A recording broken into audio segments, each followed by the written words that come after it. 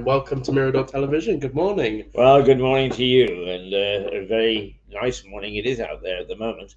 Well, it's not too chilly actually. It's almost summery weather, and no rain. The breeze isn't that bad. My hat stayed on this morning, so welcome to a decent day. Yeah, it is quite nice. What's the temperature going to get to? About 16 or 17, I think, which isn't bad. It's not too bad. Modest, yeah. Um, and no rain in sight. Now, it said that yesterday, and you and I came in like drowned rats. So whether in fact it's going to hold good today, I don't know. But that's what it's supposed to be. Well, It's a dry day. Yeah, 0% chance of rain here on my app, and the hottest it's going to get is 15 degrees. About 15, yeah, It's 15, 13 16, right yeah. now. Yeah, because a lot depends upon the wind as to the so-called chill factor, Yeah. as to how hot it actually gets in real terms, as opposed to the terms that are shown on the thermometer. Anyway, not a bad day, all in all. No, not a bad day.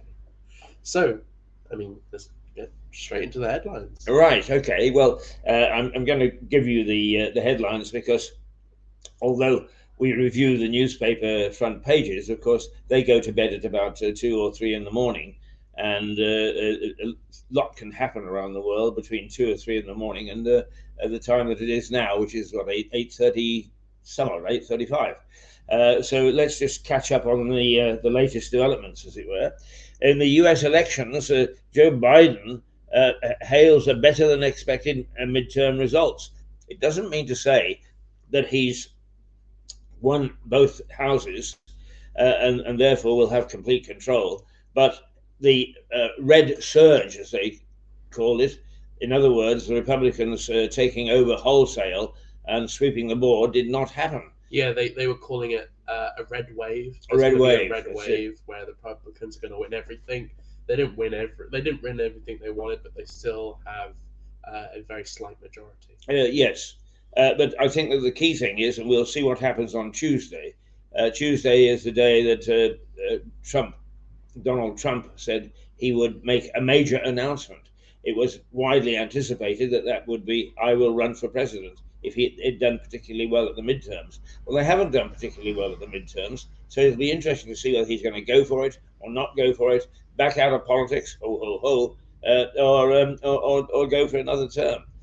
So we'll keep an eye open on Tuesday, but also we will tomorrow have Melissa Conte on from New York, and we will ask Melissa to give us her view, the American view. It's very easy for us to look at a distance and come to conclusions, but we'll find out what the Americans are thinking about this latest set of results. And now the Ukraine war. It looks as if President Putin is getting a bloody nose. And from what I can gather, is despite the fact that strategically they are a very sophisticated armed country, as it were, is that they are not terribly good at strategy on the ground with the ground troops, and that's why they're having to retreat from the city of, I believe it's called Kherson. So the Russians are in retreat. But you know what my concern is always, is knowing a little bit about this man, having worked in Russia, I suppose in theory, having worked for him, is that he is somebody who will give a knee-jerk reaction, and that's when he'll pop over a nuclear missile. Most people, including my friend to my right here, say no, it won't happen. Yeah. I'm more of a cynic. I think it could, and particularly under these circumstances. Do you think it could or will? Because I think it could happen, but I don't think it will happen. Well, I think it could happen. I hope it won't. But, you know, it just depends. What we don't know is what's going on in the corridors of power in Russia. Not that we ever do, really. Not that we ever will. Yeah. But when it gets to this sort of thing, there is a certain amount of guessing. You know, how he's stalking the corridors of the Kremlin and saying, "Hey, you guys, I didn't think you were going to let me down like this. We'd better do something about it. Hopefully, wiser heads will prevail in Moscow, but I wouldn't bet on it. Eggs thrown at the king and queen consort on a visit to New York. I didn't know he was in New York. Did you? No, I would have thought he would have been in Egypt. Yes, I would have thought it. I thought Rishi Sunak was in Egypt as well, but I saw him the other day. That's right. Well, if you saw him, he's not. Yeah, because I remember thinking, I was like, hang on a minute, I didn't think you were here. Yeah. But sometimes global leaders fly in, make their keynote speech, and fly out. They don't stay for the whole thing. I mean, one of your favourite places, the World Economic Forum. Oh, that happens a lot. You get famous people there, but they're there for all of 8 hours or whatever. Yeah. But also, if you read into that story, it's just one man, one protester, and it makes it sound as if the Americans are anti-loyalty. It's a bit naughty, that. So it's just one man who lobbed an egg or two in the direction of Camilla. I mean, that could be for any reason, couldn't it? Right. What is in the headlines this morning is nurses' pay demands simply not reasonable as they plan their first strike. That's what the government is saying. Suella Braverman tells police to get tougher on just stop oil activists who are beginning to cause all sorts of that's the headline of the Mail as well. Time to end eco mob rule, the police are told. Eco mob rule, yeah. Yes. Senior Ministry of Defence figures thought Gavin Williamson caused a national security leak. And then we go on to lesser news, but that's basically the news as we see it from the headlines, which would mostly came after the papers had gone to bed. So what we'll do now is we will take a look at the headlines on the papers. Wouldn't you know? Suddenly, yes, there we go. The Times. Russian occupiers announce military retreat from Kherson. Trump blames wife and AIDS for midterms. Oh dear. But the main headline is nurses to strike within weeks. And a number of the papers today lead with the story that nurses have voted to strike. And it's the first time that they voted to strike in the 106-year history of the Royal College of Nursing. So the Times says the action is expected to begin within weeks and that the NHS faces disruption on an historic scale. I thought it was illegal to strike if you work for the NHS or the police or the fire. Well, of course, once again, it's one of those things that's terribly confusing. The more that you hear, as I understand it, is they will not take away urgent care. They will still look after people who are seriously ill and so on. But the other day I heard that A&E were going on strike as well. Yes, but I think that A&E is seen as a catch-all. If you've got a cold, you go to A&E. But it is a bit confusing. What I think is that morally, it is wrong for some of these organisations to strike, and it's always been taken as so. But it is a sign of the times where really, and my latest rant after getting rid of 650 MPs is that we, as a nation, have stopped having a sense of duty. And we always had a sense of duty, and that always kept the emergency services from striking. I don't think they needed to be legislated, they just simply didn't do it. Anyway, there we are. Sense of duty. But this isn't new to us, because of course President Kennedy once said famously, "Ask not what your country can do for you, but what you can do for your country." And I think that we're losing a lot of that at the moment. Yeah. Number 10 clashes with nurses over 6 months of NHS strikes. 6 More or less the same months. story. 6 months.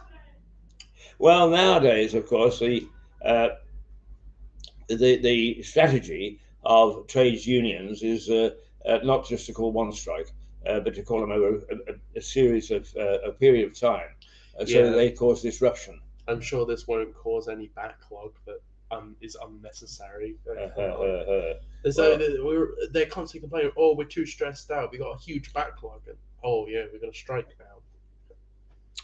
yes, I mean, to be quite honest with you, I think that the whole strategy of the NHS is wrong. I think that, yes, of course, you need really first class hospitals, teaching hospitals. You need first class research hospitals.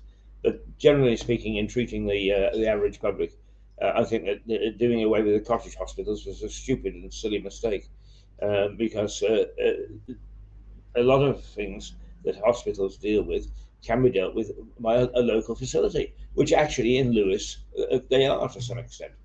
We do have an emergency accident unit at the local Victoria Hospital, and it works very well apparently. The trouble is that the rest of um the rest of the local doctors and surgeries have all merged into one great big amorphous group. I actually don't agree with it.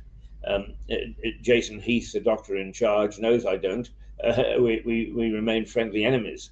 But talking to one senior doctor, he says, the fact of the matter is, medicine cannot be done by computers. Is when a doctor sees a patient, he knows, he has a feel, he's used to seeing that patient. Just looking at some notes that come up on a screen just doesn't fill the bill. And I agree with him. Can I say this? You can. So I've got this here. From 2020 to 2021, the NHS got 216 billion pounds. From 2021 to 2022, the NHS got 218 billion. Okay. Now, I do not like the narrative of the NHS is underfunded, because it's not. The NHS has never had a pay cut in its history. Okay. The NHS is not underfunded, it's overwhelmed. That is the issue. It's not a funding issue, it's an issue of it being overwhelmed. Well, okay. Overwhelmed, then what you're saying is that the infrastructure isn't right. That plowing money into it isn't going to put it right. It's got to have an element of reform. Yes, and it's overwhelmed. There's too many people. Too many people working for it. No, too many people using it. There's so many people in this country that is overwhelmed. Ah, right. So what you're saying is overwhelmed because people use it when they shouldn't be using it. When Yes. an aspirin would do. Probably, yeah. Of course, the argument that is put up against that is, how do we know, as laymen, whether we should be taking an aspirin or whether we should be running urgently to the surgery and saying, "Oh my God, I'm falling to bits." It's a problem. I don't know, but an issue. I think you're right, by the way, about being overwhelmed. I think you're absolutely right. Yeah. But what I'm saying is, those are some of the arguments that are put up against our argument. The problem is we're also always bringing in new people to this country, constantly. We have more immigration in this country than we do have births in this country. We have a declining birth rate but a rising population. Right. That's also a big strain on the NHS. Yes, I'm sure that you're right. I'm sure that you're right indeed. The country's in a mess. Mm-hmm. And it's not going to get fixed. It's sorry to be down about it, but nothing's going to change. Well, I am in the ember of my life. You are the young sprout coming up. And much as you clash with all the older people on this television station, you do it in a way that is very intriguing. And actually, what you do is you throw up some arguments that need debating and need talking about. And generally speaking, our society, and particularly our leaders, try to hide things under the table. They don't want to talk about these things. So when, for instance, Suella, is it? Yes. When So Suella said that there's a crisis of immigration, is what was the reaction of the MPs? Oh, tut, tut, tut, tut, tut. You mustn't say that. You'll frighten people. Well, hell, if it's there, tell us. We don't need and we're mollycoddling. not going to be frightened. We all already know it. Yes, And but they live another in the thing bubble. is, you said about the debating aspect. The debating aspect is very true, and that's the reason why I get along with the older generation better, because the older generation are willing to have a discussion and a debate that's civilized. I cannot tell anyone my age my views. It's very difficult to have a real conversation with someone my age because they don't want to hear it. They just say, "Oh, the thing you said is this or that. Oh, it's a bad opinion, therefore I can't associate with you." Or we can no discussing it could lead to hate speech or whatever. Oh yes, I It's mean it's it's gone silly. It's it gone has, and you silly. can't have a real Yeah, conversation with no, anyone in my generation, yeah, or very few at yeah. least. Well, my view on ratios and isms is I I don't believe in either, and I am completely open-minded when it comes to that. And I just wish a few more people would. And you're quite right. The younger people are, the more closed-minded they are, and they don't even know it. As a good friend of mine, late Graham Adicott, used to say about journalists that he was training, they don't know what they don't know. And a lot of young people don't know what they don't know, and that is the first sadness that they can't even get onto the same playing field to debate or discuss. Anyway, the Daily Telegraph: nurses to stage first national walkout. The Daily Star: nurses to strike. Oh goodness me, it's gone along with the crowd. Oh, matron, it says. Hard up hospital heroes decide they'd like more than a clap of appreciation.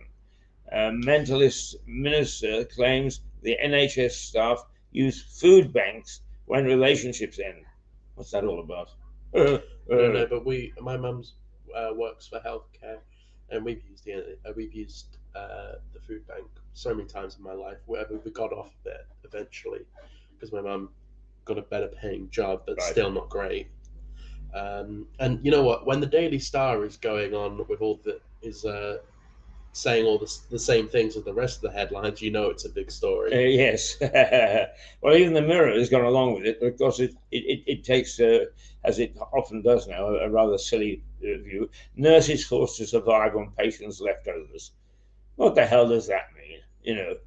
I mean, that is That's just just silly nonsense. blatantly Yeah. not true. Yeah. Well, I mean, there's no it's true or not. If there is decent food left in the pantry, I mean, what it's indicating there is that they pick up the bowl from the patient's chair or table and eat out of it, and that's absolute patent rubbish.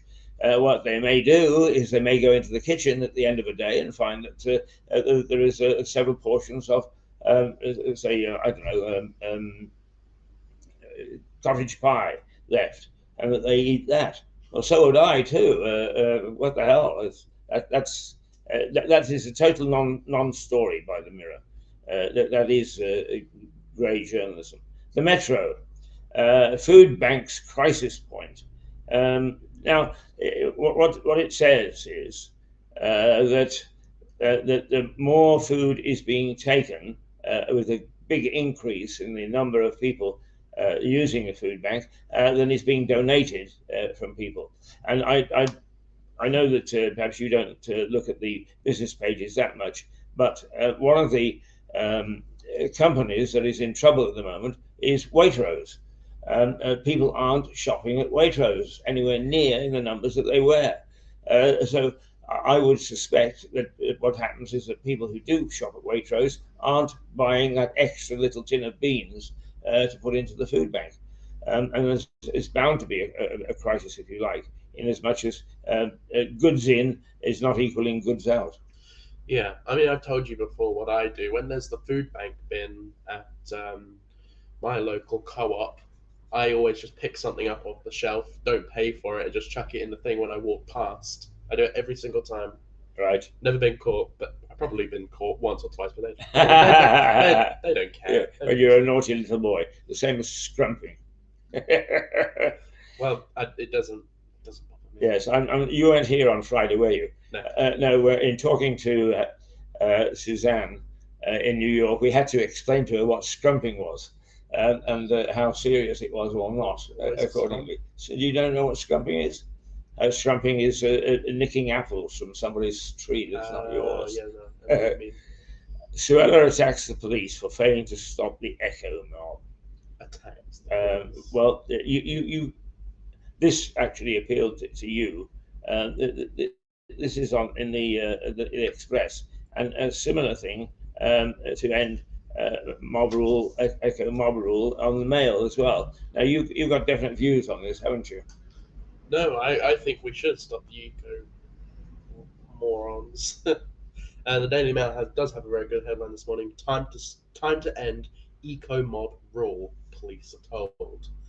And it's about time they should. It's about time they should. Well, I would say that it is time that a Home Secretary, and she seems to be fairly fearless when it comes to leading with her mouth, but what she says to me makes sense.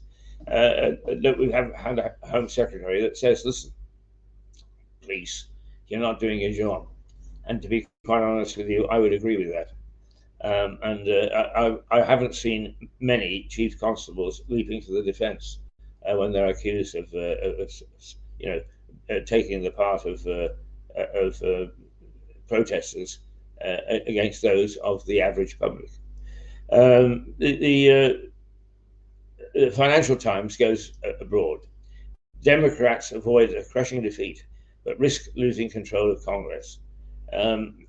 Is that going to have an impact on us? It will if Donald Trump gets back in, because his attitude towards the UK was far from favourable status.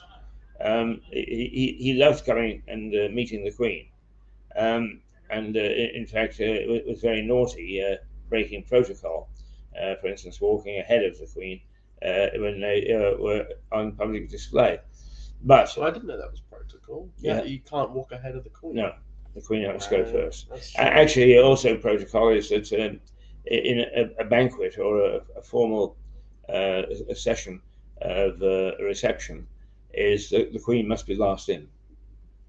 Nobody goes in after the Queen. So that's another little arrow for your bow. I didn't know that. The Guardian, Congress in balance as Biden defies expectations. Yeah, let's give him his due. Neither you nor I are particularly turned on by Biden. No, not really. But he seems to be seen as the steadying hand at the tiller, rather more than the pundits thought. The Sun, my secret IVF battle. Do we care? No. And that's it. Shall we go down to the park for a I minute think or we two? should, yes. All right, here we go.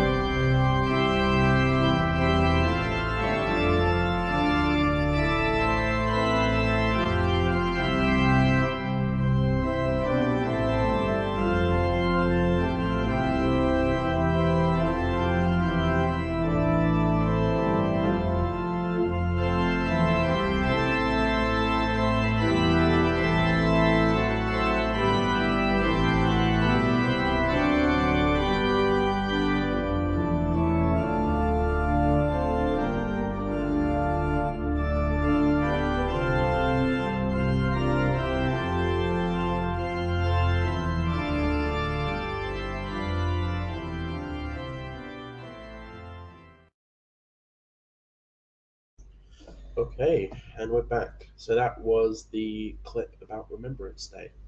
Right, which is tomorrow, and November the 11th. And at the 11th hour of the 11th day of the 11th month, then we celebrate or remember the fallen of all wars, but particularly the First World War, the war to end all wars, which did not, and gave such a huge sacrifice of human life. And it is right and proper that we should. Apparently, the statistics show, and I've been talking to our former mayor, Stephen Catlin, on this issue. Apparently, the statistics show that we under 30 tend not to celebrate, or if celebrate is the right word, tend not to remember. I think that that's a pretty poor show, and I think that we should remember, because it was horrendous. It was horrendous, and the Second World War was no better. And when you hear the stories of D-Day going ashore in France to liberate that country and to defend ours against the Nazis, then indeed that sort of trial and tribulation we should stand in awe of the determination of those people, whether in fact you believe in war or don't believe in war. They had no choice. They were sent to war, and they had to put up with the privations of war and the dangers of war and the horrors of war, and we should be thankful that they did do so, and we should remember them. So don't come to me with your white poppies, or, oh, we are protesting against the war. You protest about absolutely everything. You protest about everything, absolutely everything, and don't think. You don't think, and that's the big problem. You ain't got anything to put in its place. No, no, it's all wrong. It's all wrong. Give me strength. Give me strength. You can't even serve a pint of beer properly. Ha! Anyway, that's tomorrow at the War Memorial in Lewis at 11 o'clock, and then on Sunday afternoon there's another service at 3 o'clock. Are you covering that? Yes, I shall be down there. We can't do quite the big coverage that we would like, but we most certainly will be there and bring you the what's going on. And it's a fairly simple ceremony on Friday, preceded, of course, by the 2-minute silence. Okay, shall we go to the local headlines? Is a man is jailed in Brighton after racially abusing and attacking police officers. There's a red flood warning still in place, with more heavy rain forecast around the county. Now, it is forecast around the county, but not for here. It looks as if we've got a dry day, and in fact, Max, you were saying the next couple of days are going to be equally dry. Is that correct? I think they're talking about the start of next week, because Monday, Tuesday, Wednesday it says 80% chance of rain all day. Right. So the further rain forecast at the beginning of next week. Martin Lewis energy efficiency tips for homes could save hundreds of pounds.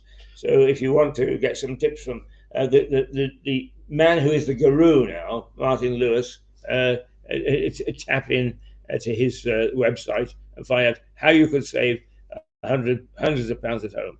Personally, I never find that they work very much. No. The headline from yesterday is that an area is cordoned off after a medical incident in the city after 8 a.m. On the morning of the 9th of November, which is yesterday. We can look at the full story if we wish, and perhaps it's worthwhile just on that. An area cordoned off after medical incident in Chichester city centre. So Chichester was in the highlight. Officers were in attendance of a medical incident in Chichester city centre early yesterday morning. Sussex police were called to the incident, which occurred in the iconic Chichester Cross Monument shortly after 8 a.m. in the morning. Pictures showed the cancel area the cordoned off incident. while blood could be seen on the ground. A spokesman for the force said the incident took place between 7 to 8 a.m. yesterday morning. There. You don't know much more than that. And I would imagine, mind you, sometimes where there's a lot of blood, the incident isn't that dramatic. And I suspect that's it. Anything else that we should add? I don't think so.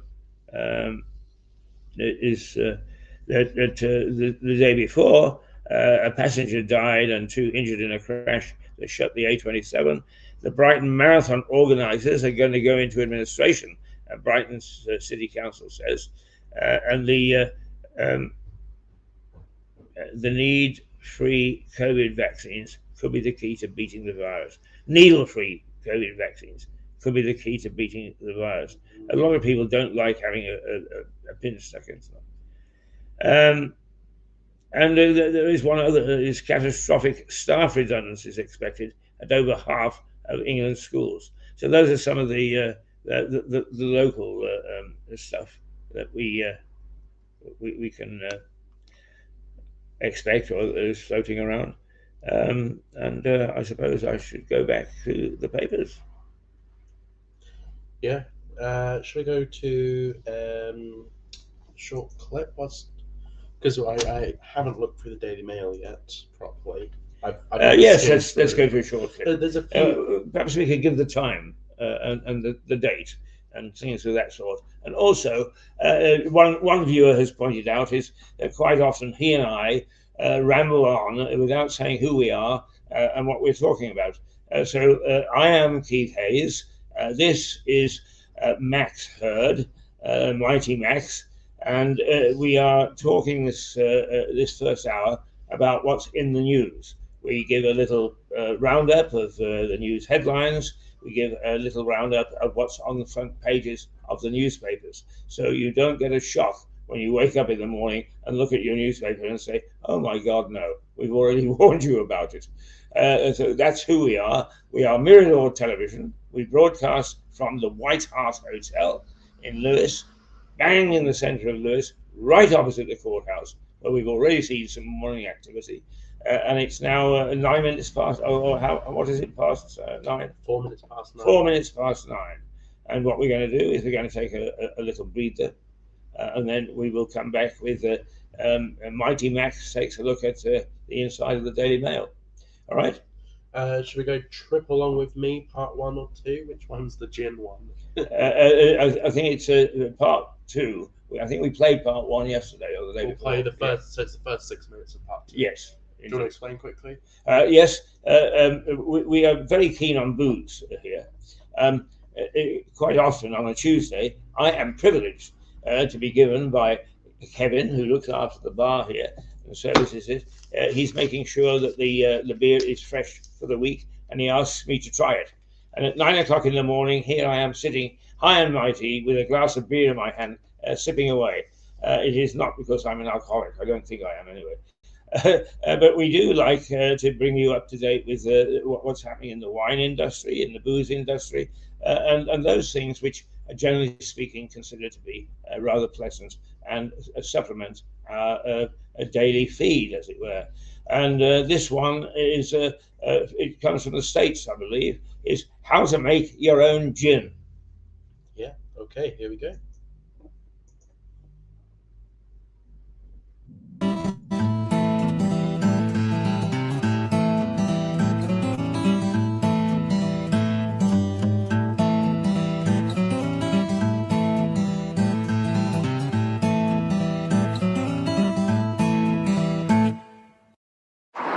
Beer, wine, no spirits, but gin is becoming very popular nowadays. And here's a way to make your gin at home. Much better than going to either Southwark on the South Bank, where you used to be able to get it for tuppence, and the very expensive stuff that you see in the stores. Gin making at home. Oh, wonderful.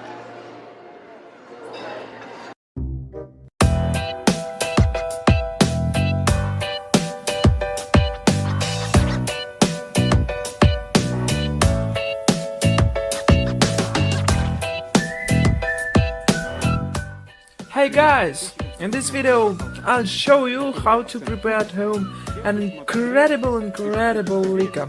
It's gin. For this you need 1 liter of 50% alcohol, 17 grams of juniper, berries must be navy blue and I've slashed them with rolling pin. Then you need 7 grams of coriander seeds, 2.5 gram of orange peel, 1.5 gram of lemon peel, 1.5 gram of cassia bark, and a pinch of hyssop, a pinch of anise, a pinch of fennel, a pinch of licorice. Fill up the jar with alcohol and all ingredients and shake it.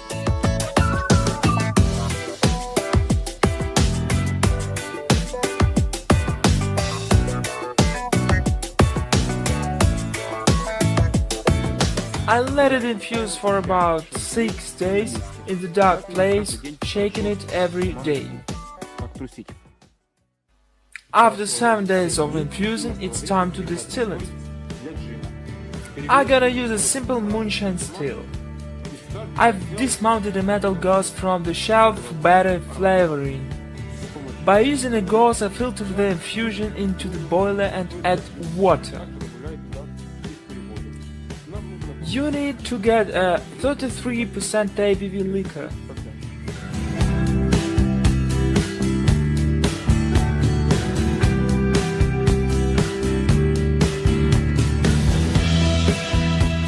The smell is incredible. Let's start distilling. I've set up a simple moonshine still, so only the cool box is working. Temperature's rising and I see first drops. I separate about 20 milliliters of 4 shots just for safe. I've set up the range at 1000 watts and start separating of gin.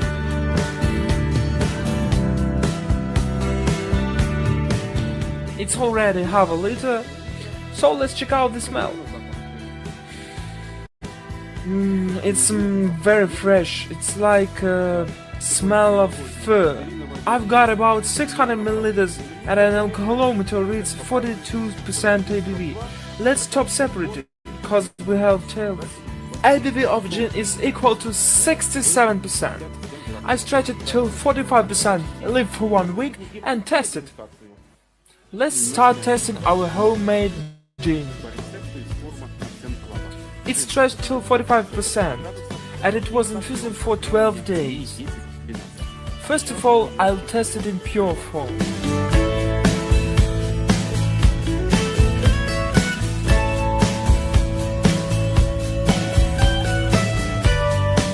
The aroma is very rich. It has nice, tender and harmonious aroma. The main player in flavor development is juniper. Not strong odor, but it's mild. And the juniper is contrasted with coriander. Let's taste. This also holds true for the taste. Taste is tender and mild. It's not a strong kind of gin. This one is tender and mild. I like it in pure form. So now let's test how tasty it's with tonic. I'll make a classic gin in the ratio of 1 to 2.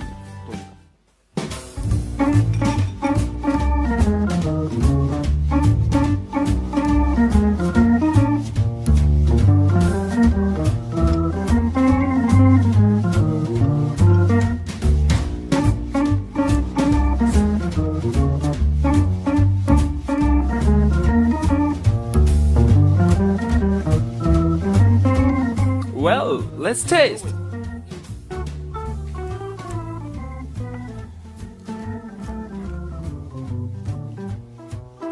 Delicious! Now I know how I drink it. Incredible combination. You can feel light bitterness, but it's just the right taste. It goes very light. The ratio of 1 to 2 is nice. Taste it. You know you can drink it all cause it's silky and freshalizing. As for me, the combination of this gin with Schweppes tonic is ideal. In conclusion, I'd like to say that I like this recipe very, very much. The combination of gin and Schweppes tonic is delicious. The taste of gin tea is tender and it combines with all the herbs very, very nice.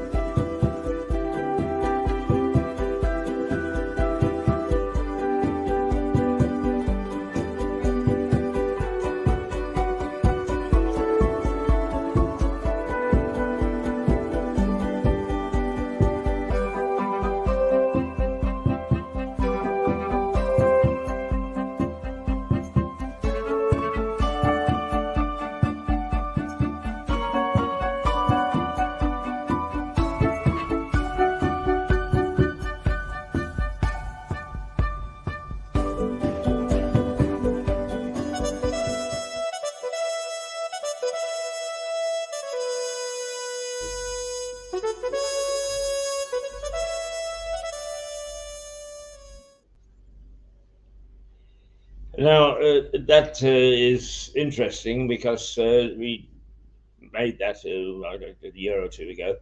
And gin has rapidly become a drink that people savor and have different flavors and different standards and so on and so forth.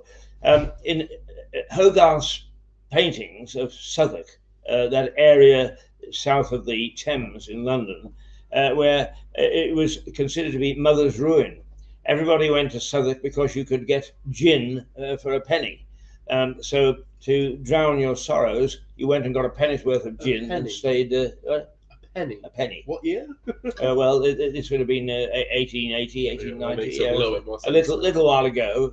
But it was known as mother's ruin. And if you drank gin, it was considered to be the cheapie. Well, it's not a cheapie anymore. It's a very, very classy type of drink.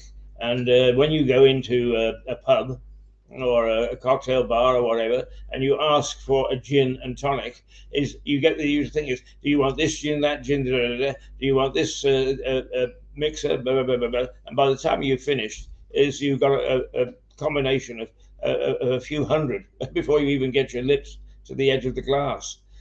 So it is interesting that the encouragement now is not only do you make your own beer at home and sometimes your own wine, but you make your own gin. And there we've just shown you how to do it. Aren't we nice people? We are very good. Right. I can remember one time my mum, we got all the equipment and she made her own wine at home. We had a big bucket. It was like something like ridiculous, like 15 litres. And yeah, we made our own wine. That's cool. Yeah. What did you make it out of? Grapes and stuff. Grapes, I can't remember. It was a while ago now. Yeah. I mean, I was raised after the war when wine was very difficult to get. I had a friend who had very civilized parents, and even at 13, I was invited to dinner parties, and I learned how to behave myself and the protocol and so on.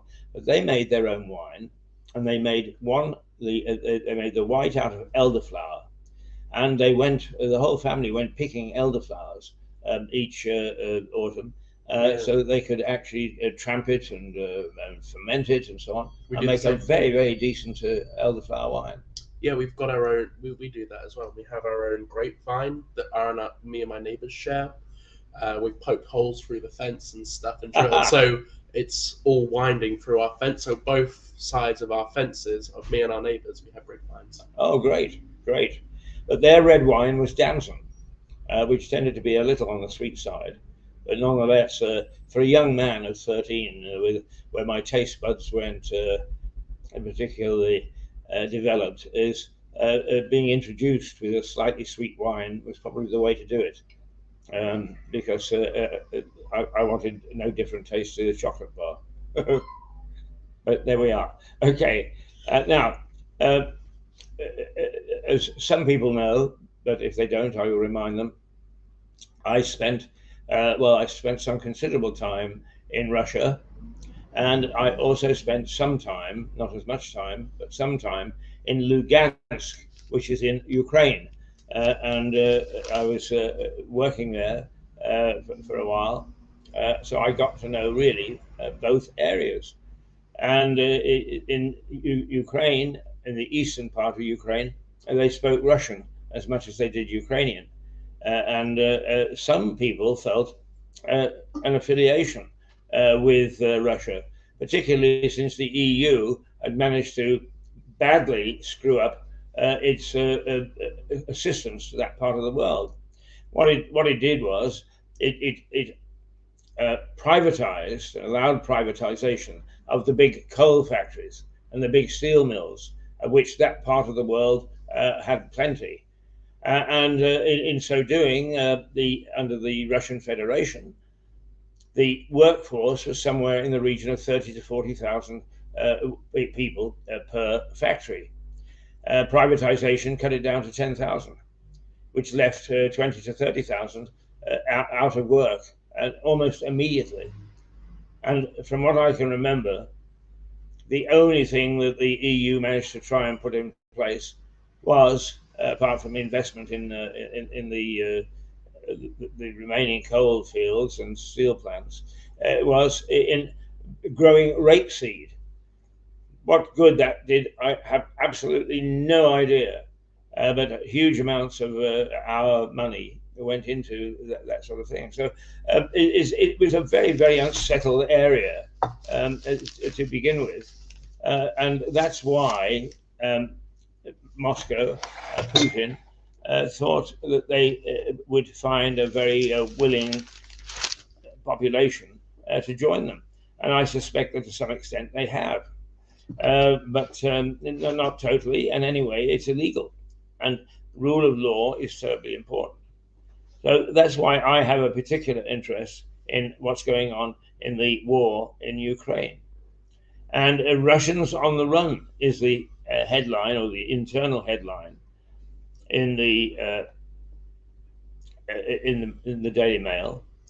And what's happening is in the city of Kherson, the Ukrainian troops have actually started to fight to regain possession of the city, which was taken over by Russian troops, and they are doing not a bad job. And it looks as if the Russians are on the way out. And in fact, there is seemingly, and we have to be a bit careful about this, because stuff that comes out of Russia is always secret. You have to do a lot of guessing on looking at what's happening on the ground. The Russians are secretive people. And here is Liza Page. She's putting faces and so on at us as we speak. So it will be time for me to leave in a minute or two, and to hand over to Liza to join Max and for them to go on their jolly sleigh run about all sorts of things that they've been digging up over the last week. But just to continue, Russians on the run, it would appear that the Ukrainian troops have outsmarted the Russians. And in fact, it is now said by those analysts who look at these things carefully, is that the Russian strategy is really built for a big, heavy equipment and not troops on the ground. And so it's the troops on the ground that are losing the battle and beginning to run for comfort and safety. Not least of which is, of course, is that many of the ground troops are conscripts. Now, my a young friend to my right has said he would never, ever be conscripted into any army. And I'm sure that a lot of Russians, particularly since Glasnost, a rather a wealthy and healthy time, just feel just the same. They do not want to get pulled into a war that has been started by their government. So the whole thing is seeing a reversal of form. a reversal which most people would have said couldn't have happened, that the Russians were all powerful. Let them loose and they will just sweep the world. Well, it seems that they were wrong. And it seems that in thinking that he can, President Putin has also been proved wrong. He cannot just march in to a neighbor and just go through it like a knife, hot knife through butter, slicing through. It isn't going to happen. I personally have some alarm and concern that this victory, if you like, for the Ukrainians is going to actually make President Putin angrier, and that he may do something foolish. Max, on the other hand, says he thinks that the Russians won't do anything stupid, and that what they'll do is that they'll lick their wounds and go back home. I hope that he's right. I don't believe anyone really thinks that nuclear war is going to happen, because if you really did think that, you would be preparing. There's not much you really can do to prepare for a nuclear war, but there's slight things like stocking up on food, building some sort of shelter if you have a garden. Obviously, you live in a flat, so that's a bit difficult. But people have a house. You can build a shelter like you did in World War II. I just don't believe that anyone really thinks that nuclear war is going to happen, because no one is preparing for it. I think you're right, in as much as the majority of people don't think that it's going to happen. However, there have been some pretty key warnings from some of the military personnel. And when it comes to being an army, when it comes to the military side of things, we in Britain are no slouches. We set about after the Second World War never to do conscription again, and to get a very professional army at our behest. And that's what we've got, a very professional army. And they do know what they're talking about. So I've got some support. You take the civilians, they're supporting you. Well, I think what we should do now is you say goodbye, and we play the autism documentary, and then me and Light do our show. Very well. Okay. Well, I will say goodbye then. Been a pleasure being with you as usual, first thing in the morning. Just let me remind you, as indeed we need to, I'm Keith Hayes. The gentleman to my right is Max Hurd. The lady that's coming on board now is Liza Page. And we are the team for Thursday, sorry. These two get on with talking about the things that they think are important. Opinion is very important on this station. We encourage opinion, and we don't mind how wild that opinion is, as long as it doesn't libel and as long as it has some substance to it. So if you want to express an opinion, all you've got to do is to drop by the White Hart Hotel, come in through the front door, come and find us in the bar, yes, the bar at 8:30 in the morning, and sit down with us and let us hear your views. So that's Mirador Television. You find us on miradortelevision.com, Mirador Television YouTube, Mirador Television in various forms on Facebook, on Twitter, on LinkedIn, and other social media. And you can email us at the email that's scrolling across the screen at the bottom there now. miradortelevision@gmail.com. There you go. And we would love to hear from you. And if you actually, I think if they watch through YouTube, there is a facility for them to make comments, is there not? Yep. Yeah. You can comment on Facebook as well. Right. So there we are. That's me. I'm disappearing. Now we are going to show you a little program about autism, made by some students who are autistic. And we sometimes just throw away autism as being children playing up badly. Well, it's far more serious than that. But here you hear from the parents of autistic children, and in a couple of instances from autistic students themselves. So that's where we're going now. And then when you come back, through the mysteries of television, I will have disappeared, and Liza Page will be in my place. Toodle pip.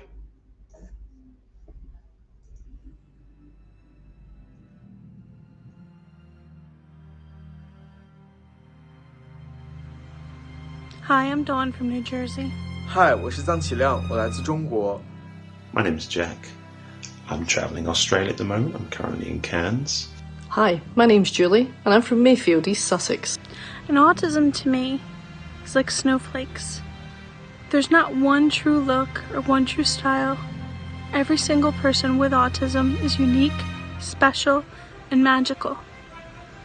I would say too that no person is autistic. They have autism. Just like you have 2 eyes, a nose, a mouth, and 2 ears. It's just part of you, but it doesn't define you. 对我来说，孤独症像是一种不完美，但这个世界本来就不是完美的呀。孤独症患者也只是普通人，像我一样过着平凡的人生，只是这种平凡的人生对他们来说却更加艰难。我为他们而感到骄傲。To me, having Asperger's is something that has always been in the background to some degree, but I've managed to deal with it for most of my life because I've had friends and family to, demonstrate to me that I can do everything just like everybody else. Autism to me is my son, who sees the world through a different lens and walks to the beat of his own drum. But it's also crippling anxiety and extreme demand avoidance to try and help that anxiety. It's my son working hard every single day to mask his autism, just to try and fit in with the world around him. It's wearing nothing but pants at home, because clothes are just too much for his sensory issues. It's being talked at, in depth, at great length. It's talking, but never really speaking.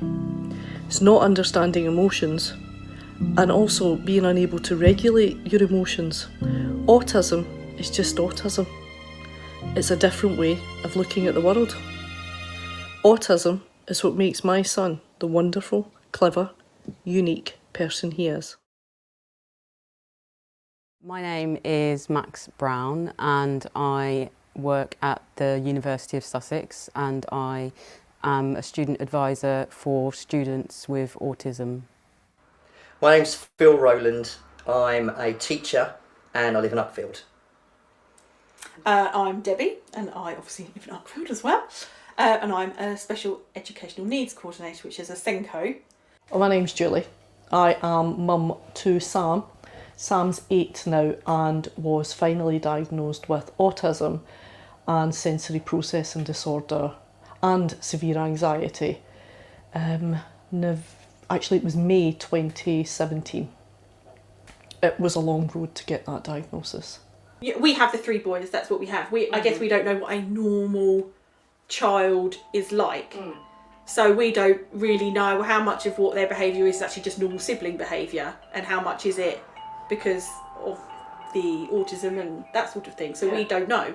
All 3 on the autistic spectrum, 2 with a diagnosis. Twins. They are twins, non-identical twins, but very different. To be diagnosed with autism, you fall into what's called the triad of impairments. So it's a condition that affects someone's social behaviour. So the triad of impairments affects your social communication, your understanding of social interaction, and your social imagination.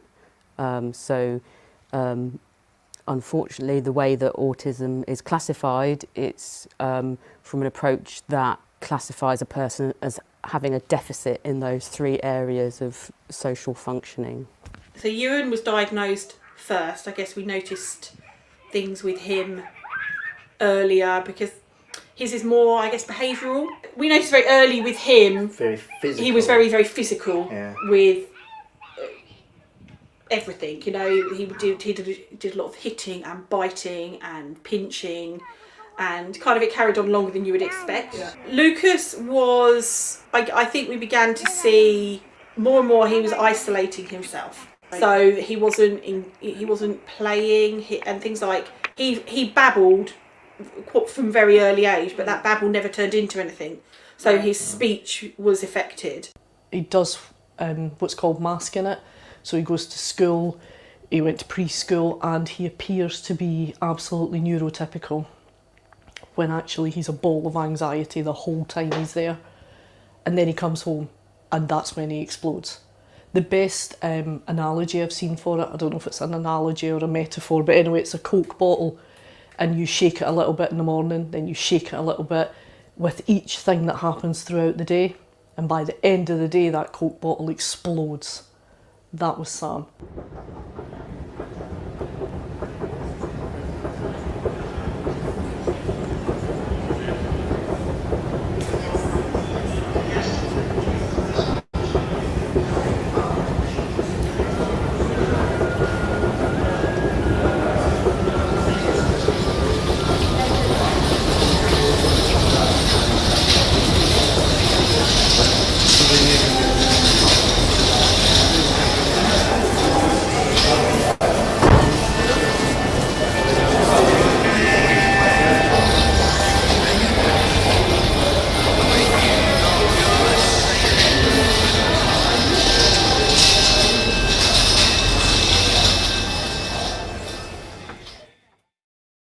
As a teacher, when I have a meeting with a parent, you know, going over the provision plan which sets out how we're going to support their child, when they hear that I have children of my own that have autism, their shoulders drop.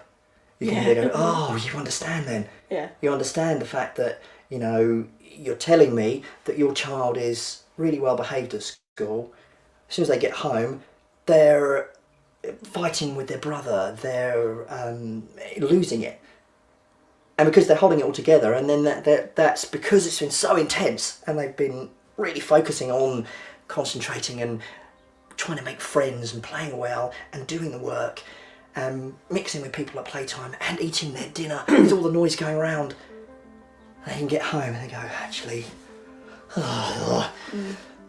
and all of that release. And, you know, it's like, well, and then the parents going, well, why do they not play up for you when they play up for me? And I can understand and I can see that. And it's like, and I'll never forget that strategy of somebody saying with a Coke bottle, you know, a little shake, a little more of a shake, and this is what's happening at school. You know, oh, you know, why can't I go on the laptop? Because it's their safe place. Yeah, a little shake more. And then when they get home, the lid comes off. And it's safe, because you're going to love me anyway, even if I behave like this. So. Right, well, when he was diagnosed, nothing changed. Absolutely nothing. Because you go, he gets tested, the doctor says, yes, he has autism, he has severe anxiety, and he has sensory processing disorder, and you leave. I'd never heard of sensory processing disorder. I had no idea he was anxious. I had no idea. There's nobody there tells you what to do next. So I picked the brains of people that I knew that had children with autism. I started researching it online, I bought books, and I taught myself about autism and sensory processing disorder. Autism is a developmental condition which falls on a spectrum, so it is something that affects people in different ways. It's something that could be termed differently by different people depending on what your understanding is. So it's a neurobehavioural condition which impacts people in terms of their level of functionality. So within autism there's various different levels of how it impacts people. So you have what used to be termed Asperger's syndrome, which is a distinct level of functional impairment, and then you also have what's called high functioning autism, and right up to people who have non-verbal forms of autism. You could imagine it more as a sort of circle or a dartboard, and you could fall anywhere on that.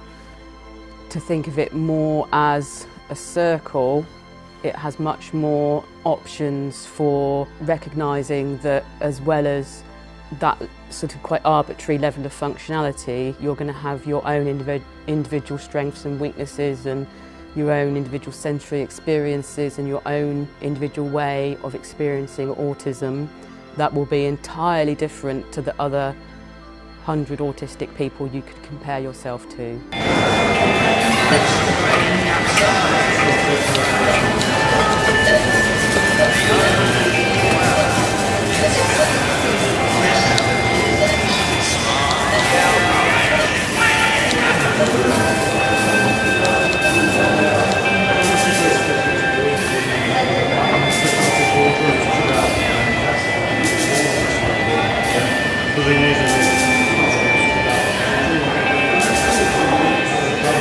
Sam, you need to leave the comic alone now. We need to go.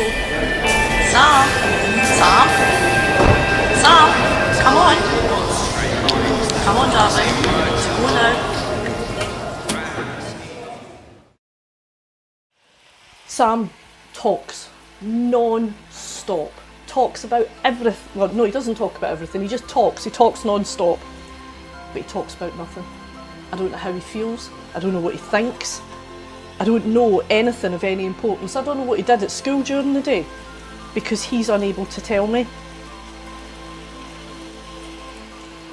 He communicates to me through his behaviour. So if he's having a meltdown, that's because he is anxious. Or it's too much, he's overwhelmed. These are the words that I'm teaching him to use now, are the words overwhelmed, anxious, because he doesn't understand emotions, really. So I took them to the hairdressers. I was really anxious, and I'd said to Lucas particularly, you know the clippers that Daddy uses for his hair, would you like to give those a go? And not thinking, I guess the thing again with autism is you just don't know how they're going to react in any situation. So I was thinking, there's going to be the noise of the clippers. Will that trip him up? Will there be other Will it people be there? that he doesn't know the setting? Will it be that he doesn't know the person that's killing his hair? Doesn't like the feel of it. Will he not want to wear the feeling of the hair. cape thing? And so we went in, and I deliberately picked a hairdresser that I knew would be quiet, that would be contained, so they couldn't see out of the windows for distraction. There wasn't going to be over amount of noise. There wasn't going to be an over amount of chairs or other people in that particular barber. So that's why I went there. And they sat down at the same time, and Ewan was very much sat there, didn't say a word, and the guy was trying to have a conversation with him. How was your holiday? I'm here to do a task. Let's just get on with it. What kind of haircut do you want? No. Can you lean your head that way? and Lucas and I was kind of right, okay. Do you want to have a go with the buzzy noise thing? And he's like, yeah, okay, because Ewan is, which was great. I mean, they are fantastic support for each other. So he had a go, and I'm stood there behind going, really good, and he kept itching his nose, and it was getting frustrating for the lady that was doing his hair. And I could see that she's like, would you like another itch? Being sarcastic to him, and I'm thinking, that's not what he needs I wasn't there. here. Good job that was you and not me. So I'm going to him, right, let's do a challenge. Can we keep our hands, see how long we can keep our hands on our knees for? And I was doing things like that, and which worked. And he came out, and he had all his hair cut, and it was tingly, and I was jumping up and down on the hairdressers, going, really well done, that's absolutely fantastic. It's just a haircut. A lot of people with autism have a sensory sensitivity, so they can be really sensitive to noise or to light or something like that. So all these things that could happen that could be unpredictable or could be sensory quite overwhelming, sometimes that could be happening to the extent that it could cause quite a lot of anxiety and distress for someone, that it could cause them to tip over into what's called meltdown. So that could cause such a level of kind of distress and panic for someone that it can mean that that person can have a situation where they are just so overwhelmed, they're just kind of really just don't know what to do. So that is a kind of extreme example of where things have become too much for an autistic person. If he, for example, doesn't want to get dressed and doesn't want to put his shoes on. So he's pitching a fit outside the front door, doesn't want to put his shoes on. That's because he's afraid or anxious to do what I'm asking him to do. So he does a thing that's called demand avoidance. That's another thing I've learned, demand avoidance. So instead of telling me like other children would, Mummy, I don't want to go here, Mummy, I don't like this, Mummy, this doesn't sound like a good thing, Mummy, this scares me, he throws shoes at my head, or he hits his head off the wall, or he screams this high-pitched scream while throwing himself around the room. Hugh does not like showers, only baths, and hates water in or even near his eyes. I got Hugh into the bathroom. I locked the door, and Hugh took one look at the water and started shouting. No bath! Hugh, you need a bath. No bath! Shit. Completely forgotten to give Hugh a countdown for his bath. No bath!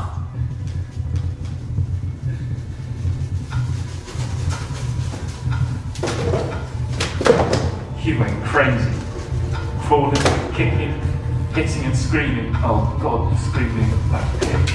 Oh God. Tried to pick Hugh up and take him away from the bath. I got punched, kicked, managed to get him into the bedroom, still screaming and lashing out.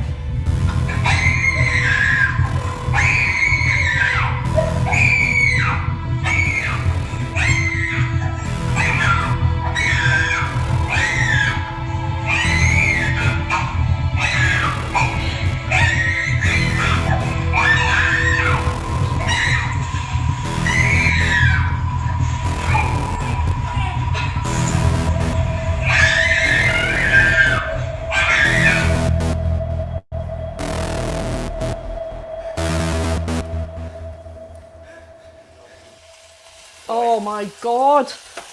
When Sam was 2, that's when I first noticed there was something different about him. Because we would have horrendous meltdowns in shopping centres. And I mean horrendous. There was one in House of Fraser that, well, I think it was Blue Water, but it started in House of Fraser. And the reason he had a meltdown was because I wouldn't let him run around the car park. I wouldn't let him run around the car park. So he threw himself in the middle of the road in the car park and screamed and kicked and punched. And I had to pick him up, walked down to Blue Water, and I dumped him at the door of House of Fraser. And he followed me and then threw himself on the floor and screamed. He did that for half of Blue Water. And people were pointing and staring. It's like, this is my child. He's not naughty, he has autism, and the noises that you are making is too much for him.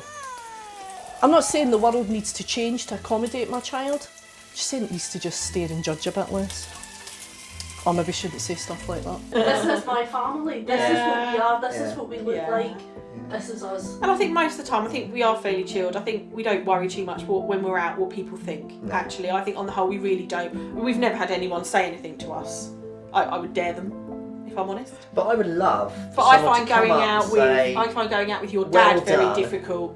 You're doing a good job. Yeah, that's what we never get. Appreciation of it's always. So you pick up on that. I don't seem to see what anyone else pick up on that. No. But it's to go. No, I can see your children challenging. You're doing great. You know, and then in fact, but then how often do you say that to other parents? You don't. I do. I do. Yeah. I give smiles. I give encouraging smiles. Yeah, I do because I know I want. I've been. I shouldn't have crave I've cried in shopping centres because I've been judged. So if I see somebody else who you can see struggling, just I always make sure job I do. Can change their whole day. Yeah. Although that would be what would guarantee me crying. If you told me I was doing a great job, I would go, oh. That's my biggest thing that I say to you a lot, and I say to my mum a lot, and I say is actually, I beat myself up daily on the type of parent I am, and I always look at how much I'm failing my children, and I should be doing more, and I said, I'm never, I don't have anyone telling me any different. I said, I need someone to sometimes say to me, do you know what, you're a good parent, your kids are so lucky to have you, and I don't get that. And so unless someone says that to me, I'm just going to assume that I'm crap.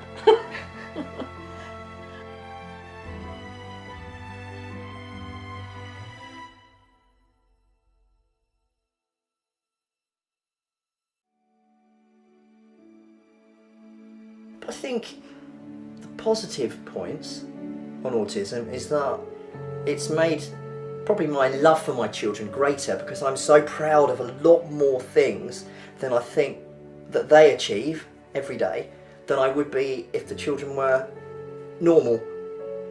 You know, and The little things mean more. yeah, I think that's it. I think that's really it.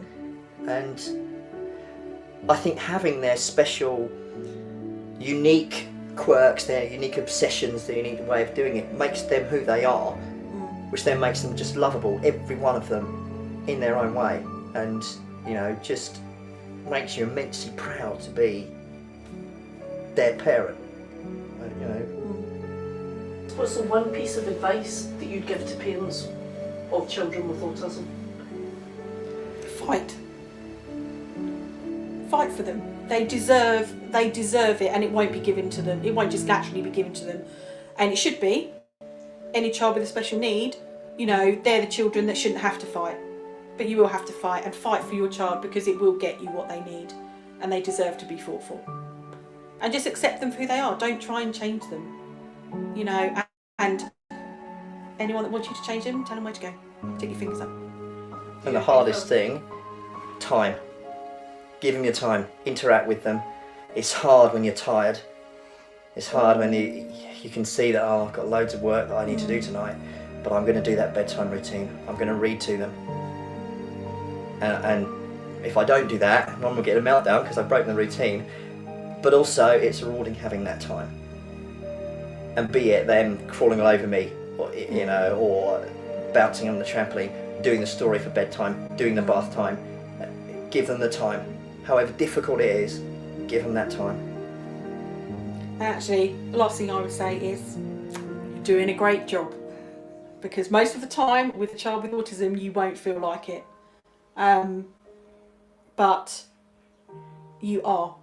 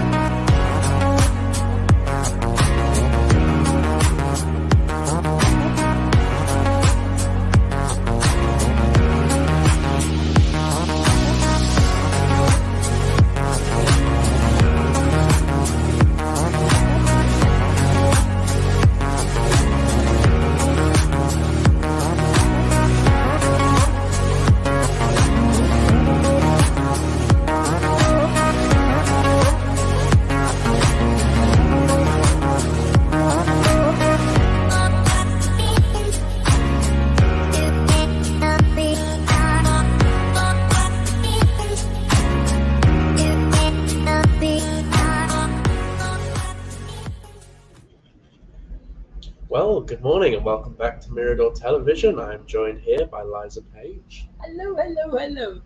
Good morning. How are you this morning? I'm very well indeed, thank you, Max. How are you? I'm doing good. Yes. Yeah. We've got two cameras today, haven't we? Yes, we do. So you got your own camera I've got my own camera, so it's looking a little bit more professional. We're getting there step at a we're improving time. every day. Yes. We're improving every day. Yes. Yes. Every day we get better and better. Yeah. So I'm looking at this camera, and she's looking at that one. So if I reach over, you can see my hand in that frame. So I can't reach over too much, otherwise. I see. Yeah. Uh-huh. So how are you? I'm very well. Yes. How are you? You went to London, didn't I did you? go to London. Yes, went to London. I saw Rishi Sunak whilst I was there. Oh, how wonderful How for wonderful you! for Oh, me. my Yeah. dear.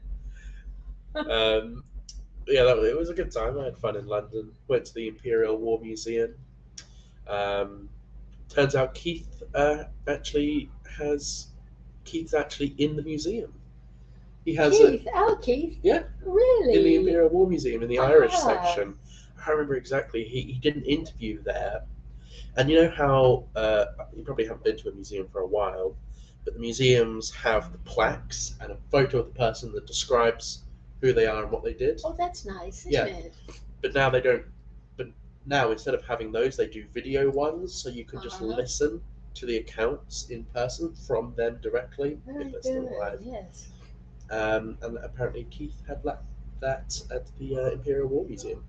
Did you see it? I didn't know. Oh, I what wish a I had. shame. I wish I had, because he told me after I had been. That would have been quite a So surprise. didn't know you were going. Well, I didn't know I was going until I was on the train. Mackenzie said to me, "Oh, let's go to the Imperial War Museum." I was like, "Oh, okay. All right, let's find out where that is then." So we You got- said that there were more homeless people in Brighton than they were in London. Now, the That's reason for that. That's not exactly what I said. What I said was, whilst I was in London, I saw less homeless people than I do in Brighton. You know why? Because when they had the wedding, the last wedding, they sent the homeless people down to Brighton. Yeah. Yes.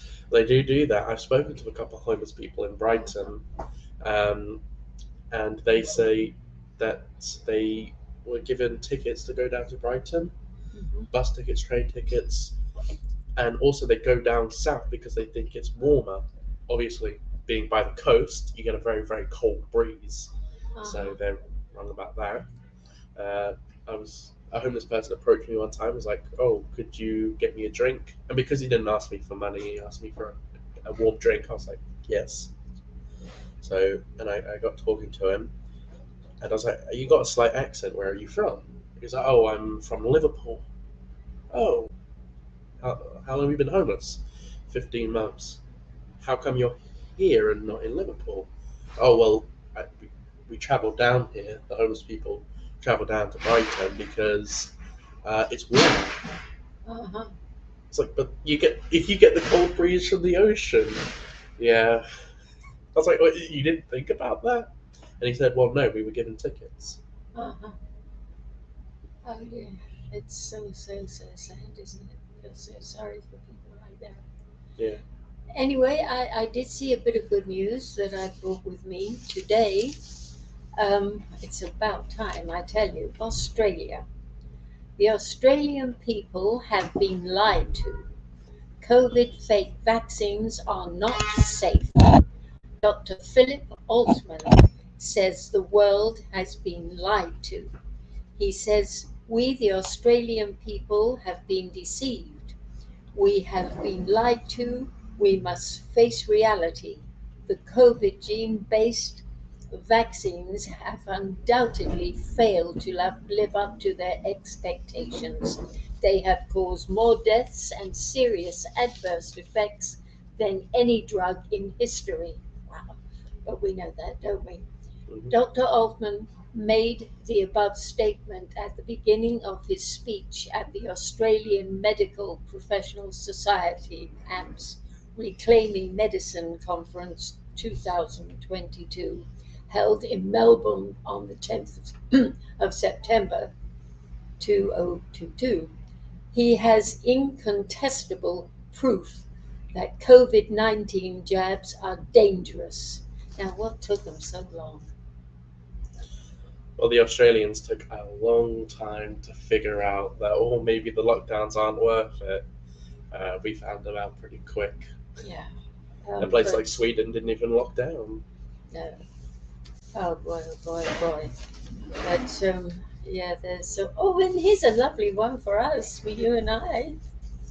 A few months ago, Professor Fernando Lopez Mirones paid tribute on his Telegram channel to the unvaccinated who have held out despite the pressures put on them to get vaccinated.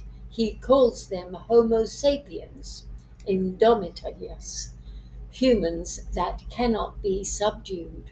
He says, even if I were fully vaccinated, I would admire the unvaccinated for resisting the greatest pressure I have ever seen, including from spouses, parents, children, friends, colleagues, and doctors. People who are capable of such a personality, such courage, and such critical ability undoubtedly embody the best of humanity. Well, how about that? Shake hands. What a lovely man. How lovely. Thank you so very, very much. Yeah. You well, are adorable. And he's correct that the vaccine issue tore families apart. I mean, I'm not going to go too far into it, but I had a lot of family who really were always going on about me about not getting the COVID vaccine.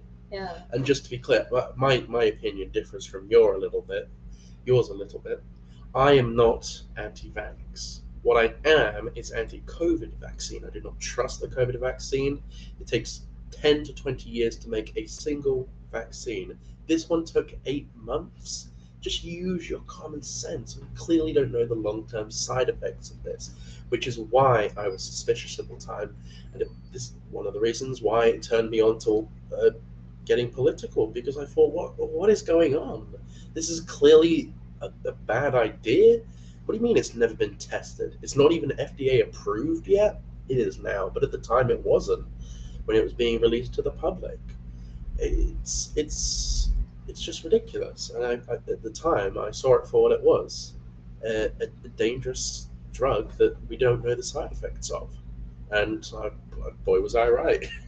Absolutely. Yes, I had a marvelous doctor who treated me 15 years ago, and he told me, don't let them give you any vaccinations. And Really? yes, indeed. I'm not going to tell you his name for the obvious reasons. Yes. But man, I don't think he saved my life because I wouldn't have had them anyway, but he just put the seal of approval on it for me because being such a David Icke buff and, having such an education from this man, there was no way I would have taken any vaccinations, which I knew the whole thing was a hoax because David predicted that a long, long time ago. And I was just waiting for it to materialize. But of course, and I was spreading the word. But when it actually happens, it's another thing, you know. And when you're spreading the word, you hope and pray that you're wrong. But when you're proven right, it's very frightening. David, poor darling, but then again, has been banned from the Netherlands. He was invited over there to give a speech about freedom, and they suddenly decided that no, you can't come because you're anti-Semitic. It's ridiculous that people don't even know the meaning of the word. And now he's banned from practically all of Europe. This one man who works out of a one-bedroom apartment in the Isle of Wight has become the most influential man in the world through his research and hard work, and they're all petrified of him. So, David, you're winning the day. You are, because you are not alone. You've got a big following, my love, and I know you're not going to let him get you. No way. No way. No way. Oh, this little fellow, Yuval Noah Harari, is principal advisor to Klaus Schwab. He said We just don't need the vast majority of the population. The reply was, yes, he is right, and we don't need you either, mate. Where did these people come from, Max? Well, I can tell you where Klaus Schwab came from and his ancestors. I know you're about to tell me, I know, but please tell our viewers. It's most important that you do. Klaus Schwab, the leader of the World Economic Forum, a very evil organization to say the least. Klaus Schwab's grandfather was Hitler's top official at his missile defense program. And now his grandson is the leader of the World Economic Forum, who's set on destroying the world. I'm sure that's just a coincidence. Of course it is. Just a coincidence. You're scaremongering, aren't you? Yeah. And of course, a little friend of Bill Gates and the other chappies that are running around. He's got his little stable of world leaders that are up and coming. And he said he's not afraid of dying for the simple reason his little family tribe will set all the wheels in motion for this one world takeover, where they're going to latch onto our brains and attach it to 5G so that we say 2 and 2 make 4, 5. 2 plus 2 equals 4, but they're trying to make us say 2 plus 2 equals 5. Yes, and if we don't say it, we will be punished severely. Yes, because what they will do is they will take away our points, and without any points, you can't buy food. The points is the social credit system we talk about. Yes, the social credit system. The Chinese social credit system, who, funnily enough, our Prime Minister, his father-in-law, his wife's father, the reason his wife has all the wealth that she does is because her father owns some of the patents on the Chinese social credit system. And now that guy, I mean, come on, this is ridiculous. Rishi Sunak is the Prime Minister, and his father-in-law owns some of the patents for the Chinese social credit system. Yes, and all the identification tags. Do you think? I think Rishi Sunak will make it to the end of the term. Because he is a World Economic Forum stooge. I mean, Liz Truss was as well, but I mean, she was effective. The thing is, take him out, and they're all as bad as one another. Every single one of them. You said they're all WEF. There's only a few that aren't. Very, very few. And take them away, and what you will have is the Labour Party that will vote Tony Blair in. Mr. Tony Blair. Yes. Yes. The Blair creature. Well, as speaking Peter of Tony Hitchens Blair, calls him. Speaking of Tony Blair, he was only in power. He was in power in my lifetime, I think. When did he come out of office? 2004, 2005? He took the country and sold it down the drain. Yeah. Yes. Well, here's the thing about Tony Blair. Under Tony Blair's administration, Labour government, under Tony Blair's administration, taxes were lower than the current Conservative Party have, and immigration was lower than the Conservative Party now. But he started immigration. He did. But the numbers he was projecting are far more than the Conservative Party, far less than the Conservative Party are actually bringing in now. Yes, we're bringing these young fellows. It's now 1% of Albania that is coming into our country. Is big business. They're making a lot of money. Can I just correct you there? It's not 1% of Albania.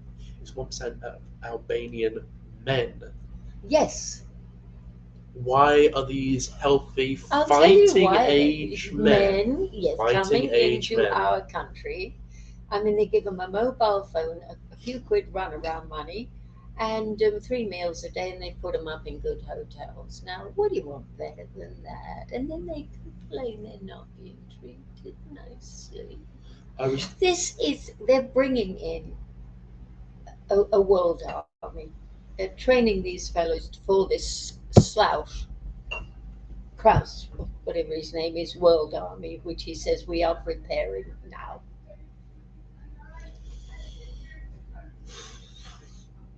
Really? I don't know where the future lies. And now what they're doing is they are encouraging ex-military chaps who are sort of retired to join the police force, so that you have a police and a military organization, so that the next time, and as Klaus Schwab said, the public during this transfer will become very, very angry, anticipating us demonstrating the way we did before. But this time, it won't be police, it will be this world army that they're training to tame us. And they're coming on very, very quickly, I tell you. And why we are standing for it, I will never know. People know what's going on. You know, I sprout this and we know. Well, why aren't you doing something about it then? Well, it's too late, isn't it? Too late. Never too late, darling. But with that attitude, it petrifies me. Okay, sorry. Sorry to interrupt you there, but what we're going to do is quickly go to the park because I need to fix the camera. It's flickering a little bit. It has been for a while now. Sorry. So we're going to go to the potter's wheel just for a minute whilst I try to solve this problem. I think it's quite easy to fix, so give me a minute. Here we go. Grange Park.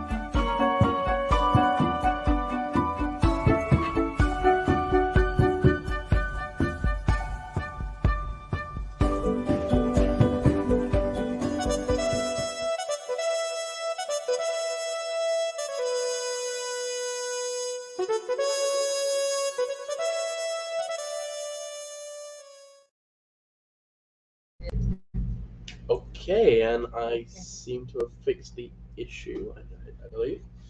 Well, if it flickers anymore, I'll switch the camera, but it should be all right for now. Sorry for interrupting you. No. Where were we? I just sort of kind of finished that subject. I will bring it up again, I'm sure. But Well, we do have a story here in the Daily Mail.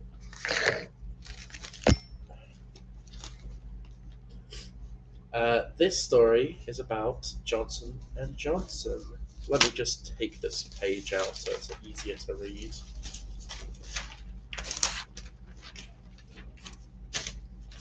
Okay. After 4.7 billion US court defect by 22 women, Johnson Johnson has been sued for 4.7 billion by multiple women because Johnson & Johnson is now having a battle in the UK over its baby powder having links to cancer. This is not some, conspiracy website like David Icke's channel or Alex Jones. This is a mainstream publication. Yes. This is the Daily Mail, a genuinely mainstream article.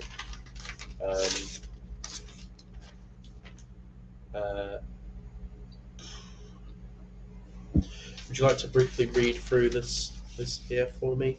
You're a far better reader than I am. thanks, Andy. Johnson & Johnson is facing legal action in the UK for the first time over claims its talcum powder causes cancer. The move is being led by a firm that successfully sued the company for 4.1 billion $4.7 billion, £4.1 billion, in the US on behalf of 22 women who developed ovarian cancer. Ovarian cancer. The health worries are driven by concerns over exposure to asbestos, which is claimed to be a component part of the powders that are often used by adults on themselves and newborn babies. The legal firm involved reckons 41,000 women in the UK are diagnosed annually with ovarian cancer, and further 2,700 with mesothelioma. Mesothelioma. Yes, Yeah. a cancer linked to asbestos exposure. Based on these figures, the lawyers believe that they may be thousands of victims who can trace their asbestos exposure back to using talcum powder from a variety of manufacturers, including the Johnson's baby powder. Okay, Cancer so Research UK has questioned the links to ovarian cancer and states there is not enough evidence to draw a link to talcum powder. Its view is that some studies have suggested a possible increase in a risk of ovarian cancer in women who use talc on their genitals, but the evidence isn't clear. Thank you very much. That's going nowhere. So Johnson & Johnson were directly putting asbestos into baby powder to save money in the 80s, and they got sued a hell of a lot for that because they were doing it on purpose. This time it seems like an accident. Of course, yes.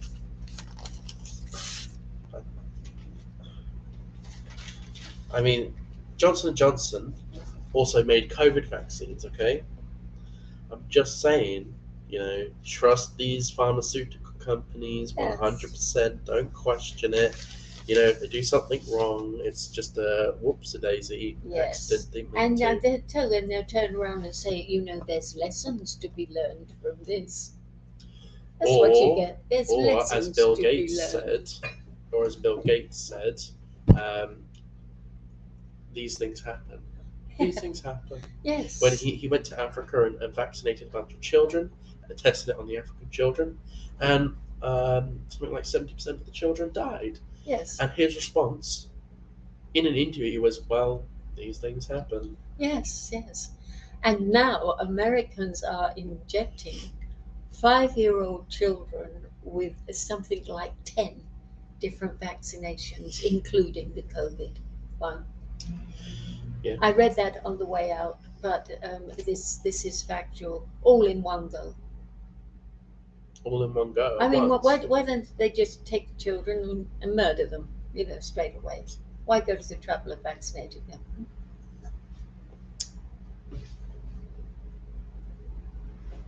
I don't think I could say what I was about to say, so I'm just gonna skip over that. I was gonna say something that would get us taken off the air immediately. Yeah.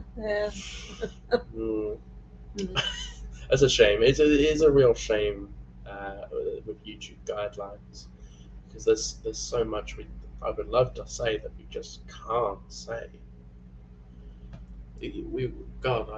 This is the most terrifying time in history that people have ever known.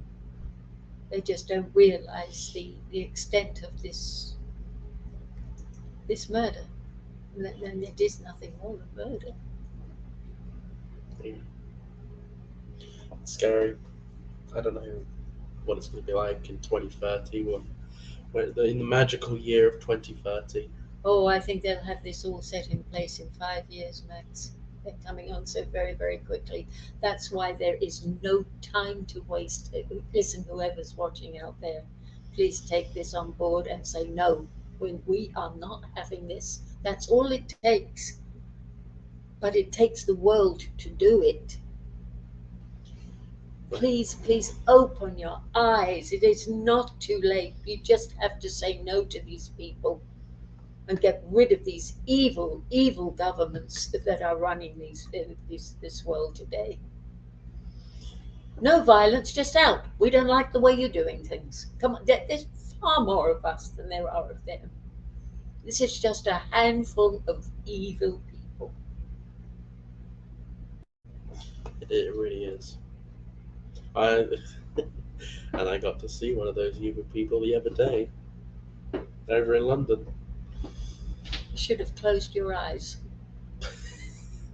Never look at the devil. Okay.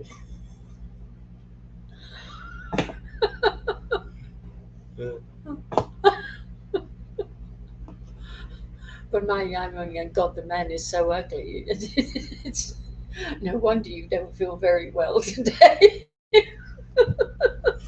Well, I don't think Rishi Sunak is that ugly. He's not unattractive. I mean, it's not. It's not unattractive. Listen, he's no really. No. You're on the turn or something. No, I'm just saying that, you know, as it goes, he's not. Well, he's no Boris Johnson, that's for sure. Or you know, there have been some pretty ugly politicians. Well, No, he's no Brad Pitt either. I'll tell you. no. Well, I think it's kind of like when you have an attractive teacher at school. The teacher isn't really attractive; just all the others are really ugly.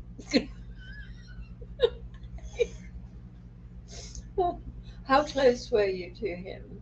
Did you see him from a distance? Probably 10, 15 meters. Uh-huh. That's all, 10, 15 meters. He's not very tall, is he? He's a little guy. Yeah, oh, he was sitting down in the car. I see. What happened to Liz Trust?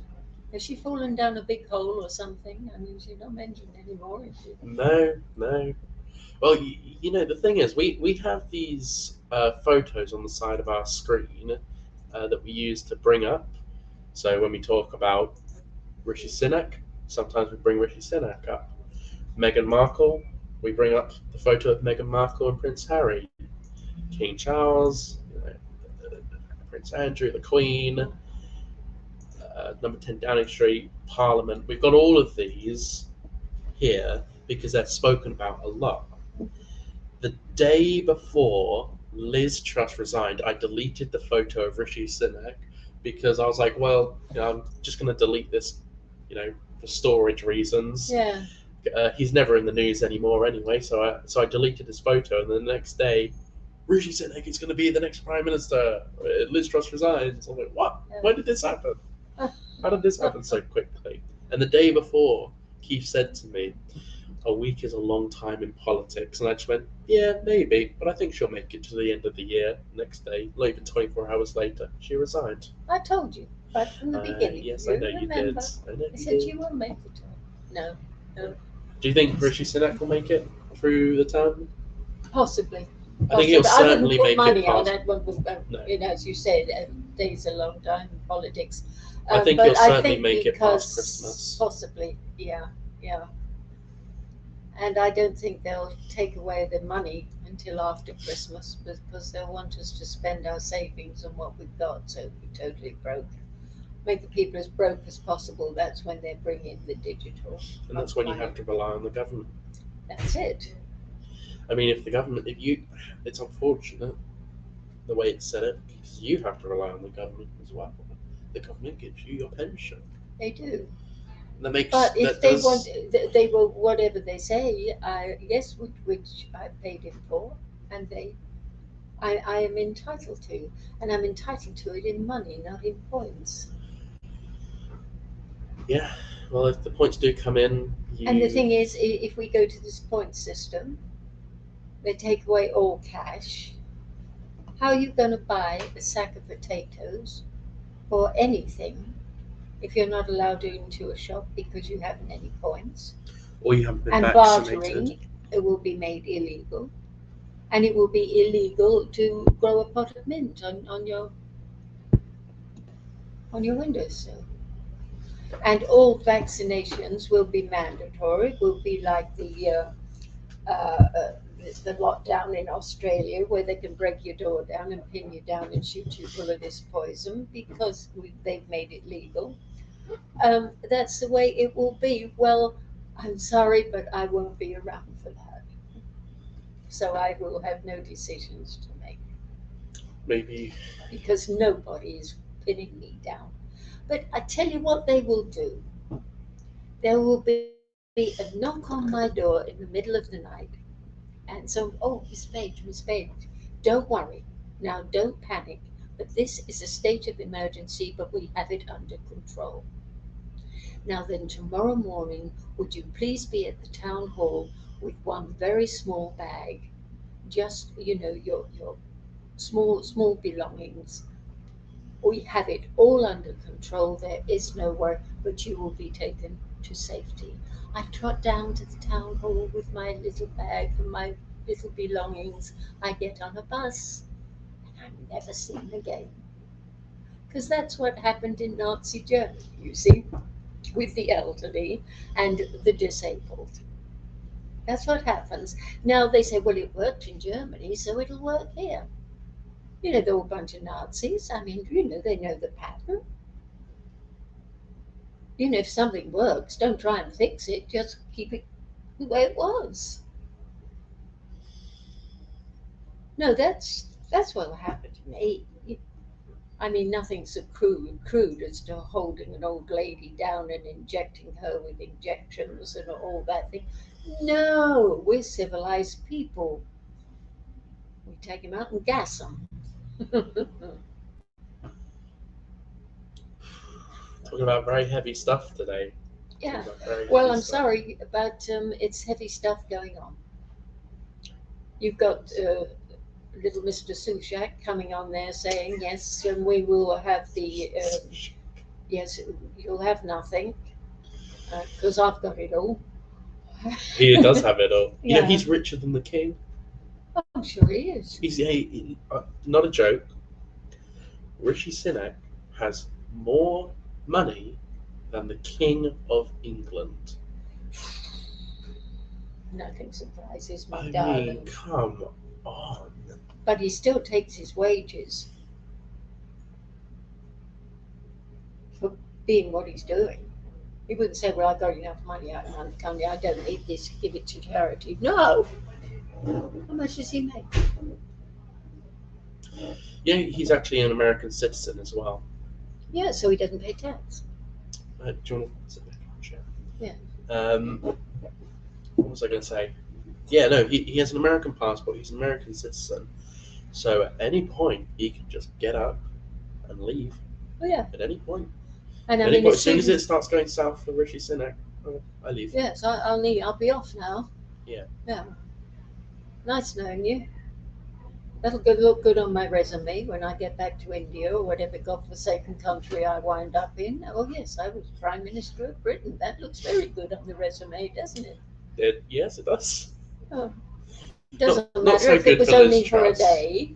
Well, I No, don't but know, no, it's 44 still there. days. 44 days. No, got to get that resume. Yes, yeah. Oh.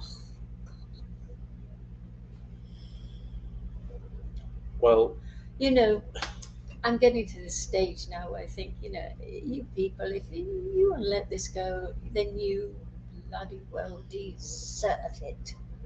But it's those kids that I think of. Those children. Your children. That you haven't had yet. But you're looking forward to making. yeah. I mean, we've got, darling, we cannot leave them to this. We cannot do that. We've got to do something about this, really. But it's got to be mass, I tell you. I mean, look at the two of us sitting here. We can't do a lot, can we? But we can do a whole lot with you at the back of us. Oh, yes, indeed. We don't have to stand for this. No. Not in any shape or form do we have to stand for this. And my loathe and detest for these hotshot journalists like Peter Hitchin and the other crowd out there that are getting their wages every week that never mention David Icke, never mention David Icke or your guy in America. No, don't want anything to do with those conspiracy type people and never mention the X Factors that filled the streets of London all last year and stopped Johnson from closing down at Christmas because he knew he couldn't, that the people would not stand for it. No, they never got a mention from talk radio. No. And the BBC? No. Well, the LBC, there was only one good presenter on LBC, and that was Majid Nawaz, and he got fired for his take on COVID vaccines. It would do. Yeah, of course. Certainly. That And was then on all this, LBC. this other bloody lot saying, these non-vaxxers, they're poisonous. I don't want to sit next to them in a theatre, Edwina Curry, and all these so-called celebrities that hadn't had a gig in 6 years being paid to come on and say that rubbish. And the people, the little people that they would have terrified into having these shots that are probably dead now. You have those on your plate, darling. Yeah. Because we've won that one. I tell you. And you can humble your littles. Well, I'm sorry, I didn't know. Nah, not good enough. None of you. Not good enough at all. And there are enough people out there that have lost loved ones through this Hancock monster. And I tell you something, they're not going to forget. No way, and I would not want to be in his shoes.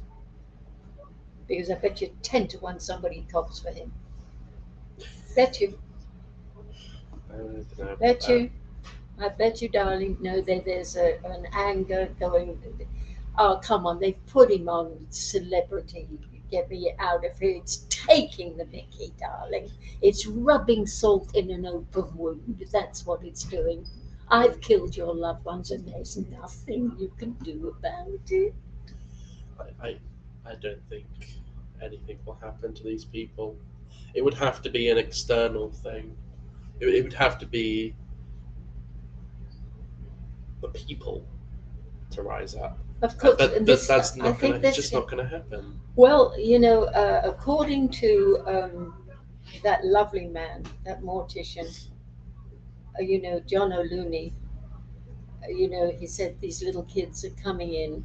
He's a mortician, and he said they're full of blood clots. They're so bad that I can't even embalm them.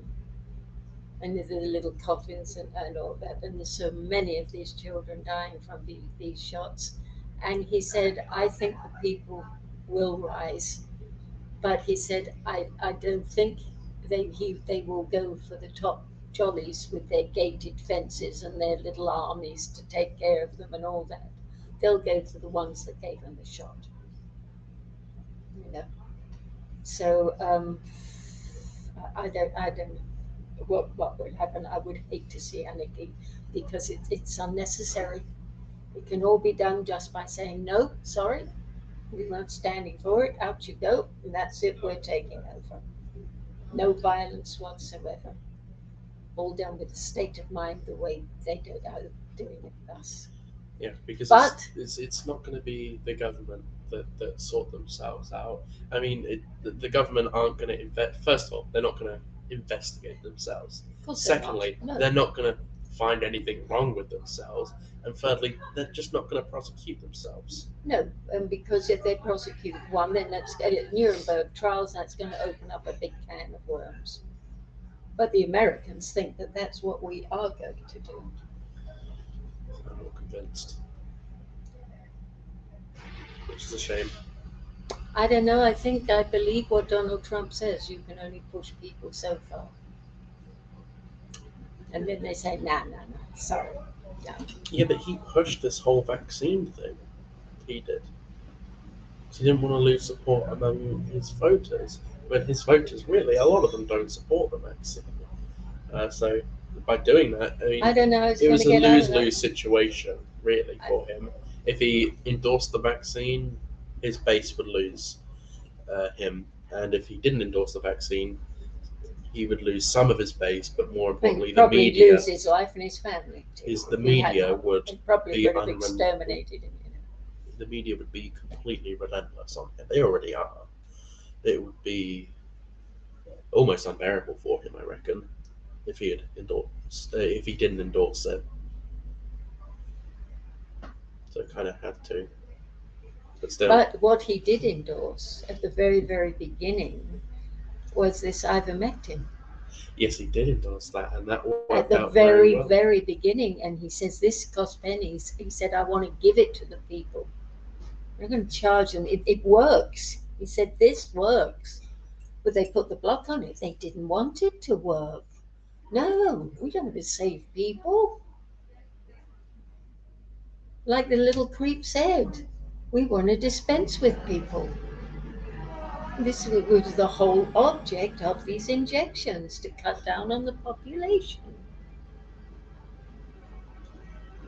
Yeah.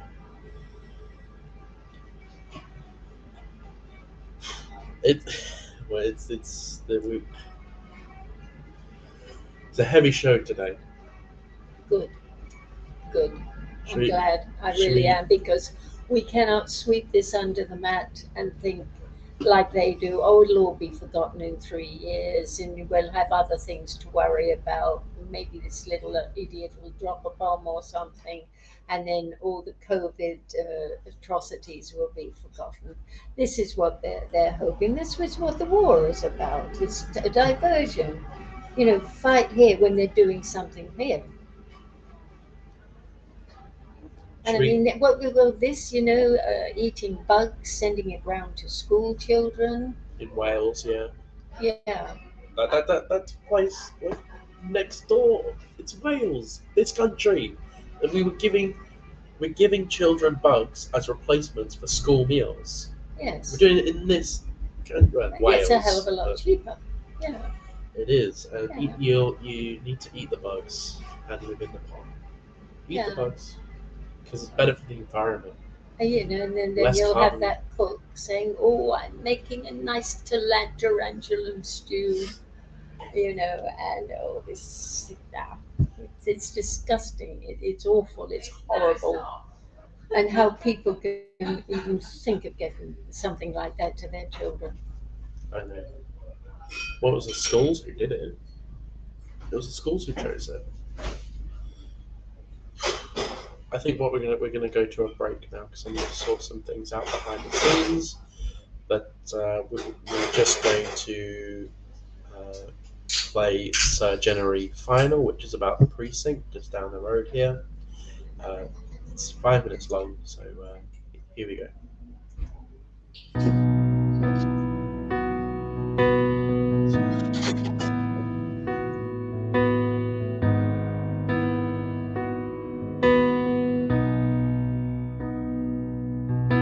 He never bring you down or leave you alone. Trust him all in all, 'cause he's the light. He'll lead your way through darkest of times. He'll never let you go. And he'll be there for you. And he'll be there for you.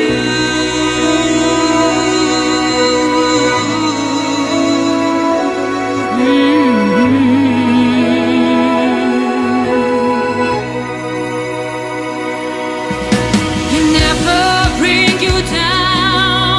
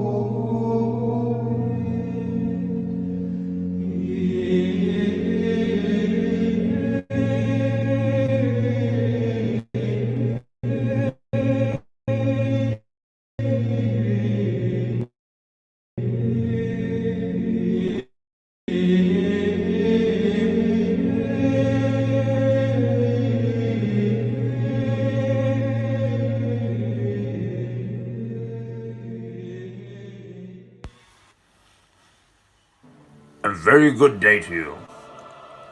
I'm Edward Sticker, Squire. If you stay around long enough with Mirador Television, we'll see a lot of one another. This is Lewis Priory. Some people think it's just a pile of old stones. I suppose if you want to see it like that, you can.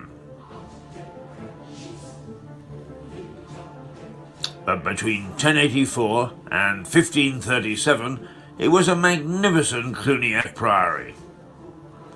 It had its share of troubles. King William didn't want it built at all. Some of the monks and some of the buildings were roughed up when the Battle of Lewes spilled over into its grounds in 1264. The French attacked it during the 100 Years' War of the 14th and 15th centuries. King Henry VIII tried to pull it down in 1537. And the good citizens of Lewes looted the bricks and stones to build other grand houses and homes. But it's still here. These fascinating ruins tell a fascinating story. Their guardian is my friend Genry. Genry is a medieval knight who fought in the Battle of Lewes and now stands vigil over the buildings and grounds. We've become good pals, and he's agreed that over the next series of programs we should tell you about the Priory and the things that have happened here over the past 1,000 years. We also want to put it into context, so we'll mix in stories about Lewes under the Romans and its development with the Saxons. I hope we turn out to be good storytellers, because it's some story. And there's the added bonus of hearing the beautiful voice of our friend Yeva.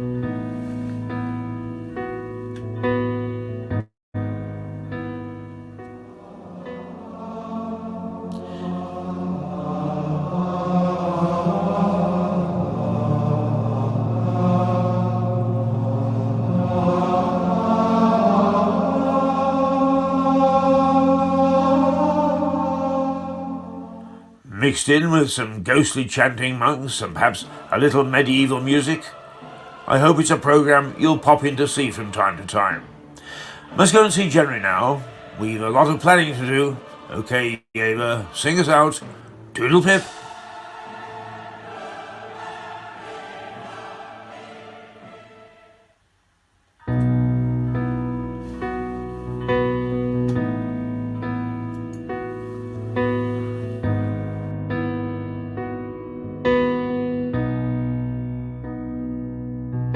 He never bring you down or leave you alone. Trust him all in all, 'cause he's the light. He'll lead your way through darkest of times. He'll never let you go. And he'll be there for you. And he'll be there for you.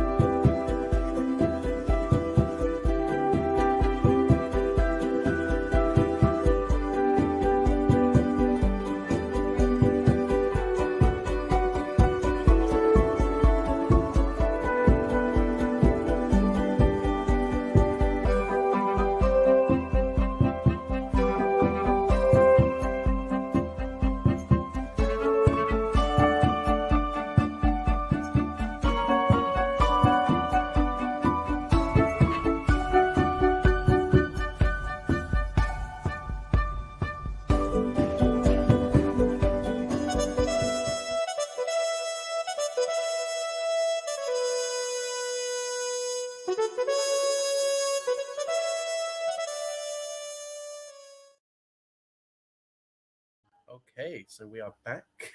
Hello. So You're still with us. you're Thank st- you. we have a few stories. First one, I'll just briefly mention. Um, could you read out the name, because I've certainly got the first name incorrect? Evelyn. Evelyn Sir de Roth. Evelyn de Rothschild's financier. Oh yes, one of the Rothschilds died the other day, yesterday, on a blood moon. Coincidence, I'm sure. On a what? Blood moon. Oh, really? Yeah, died yesterday. How very interesting. Yeah, Yes, very interesting. that's one for David. That's sure is just a coincidence there. No such thing as a coincidence. I know, I'm Right? being sarcastic. But also something funny happened over the weekend, or yesterday, sorry. Prince? No, he's not the Prince. King Charles had an egg thrown at him. Where? I think it was in New York. New York. Oh, really? I think so. It said New York. And they have a photo of the guy who did it. Oh no, this is in Britain. I thought Keith said New York earlier. Oh no, in York, not New York. In York. He's not too popular up there then. Looks like the kind of guy who would throw an egg at Charles. Huh. Here, if you pass this to me, I'll try to show it on the camera. Yes, do. Here we go. Go to full screen. Oh no, it's got the thing in the way. But yeah, there we go. Prince Charles had an egg thrown at him. He looks like the sort of guy who would throw an egg at Prince Charles, if I'm honest. Looks kind of punk in a way. The way he dresses. But do you think these people are getting frightened, Sorry, could you say that again, please? like the royal family and these top jollies? Do you think they're getting frightened? No. Do they scent the winds of war coming, do you think? No, I don't think they do. You don't think so? No. No. You're probably right. Yes. And I think they think they're untouchable. they are. Well, I think they are, really. Nobody is. Nobody is. No. No one is. Maybe. I'm not sure. But this, What do you think, then? I don't know, but I would think that they are getting a little frightened. Because they've never experienced anything like this.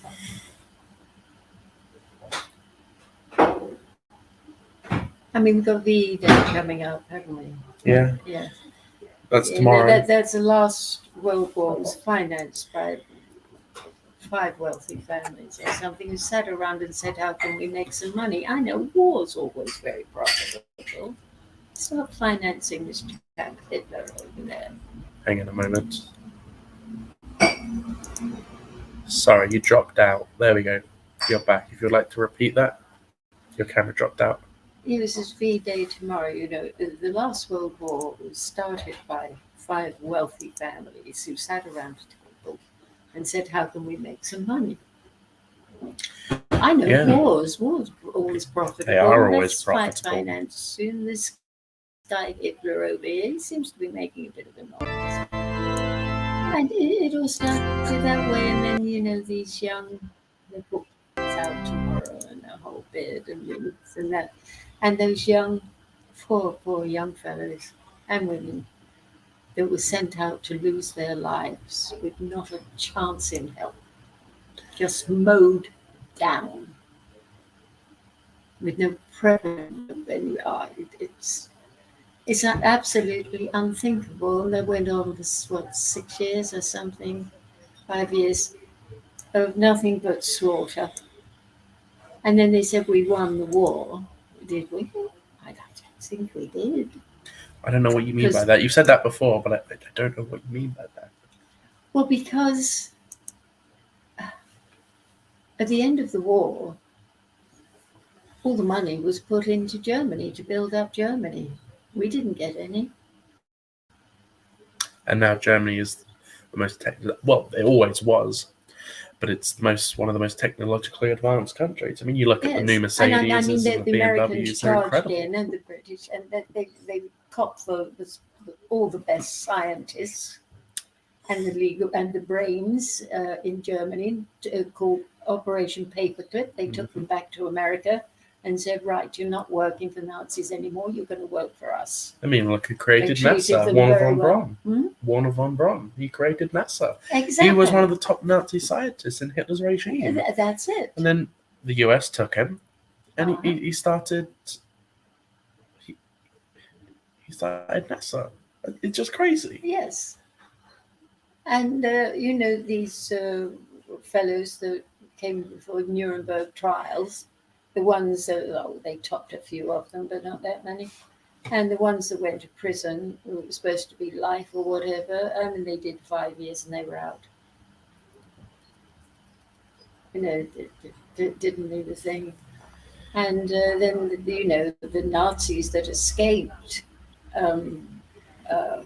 and some people say Hitler did too. I wouldn't be a bit surprised. The underground tunnels and things, I wouldn't be a bit surprised if he got out. I mean, no, I wouldn't be surprised if he went to Argentina. Yes, but that's why they all struck up again down there. They went down there with a lot of money, and the Catholic Church got them out too. Yeah, they did. Got them out of Germany. And it was, and that is war. And then we're going to celebrate the last war. All these people said, go and fight for your country and your queen who happens to be German herself. Oh, you could ruffle a few feathers saying that. She was. But it's a fact, yeah. It's a fact. Yeah. People don't like to hear that, though. Well, people don't like to hear a lot of things. I mean, the truth is very, very frightening. That's why it's all glossed over to keep us totally and utterly uneducated. Well, speaking of V-Day, which is coming up tomorrow, we do have a Remembrance Day clip that we need to play again. As Keith says, lest we forget. Well, it's not his saying, but that's what he says. So here we go.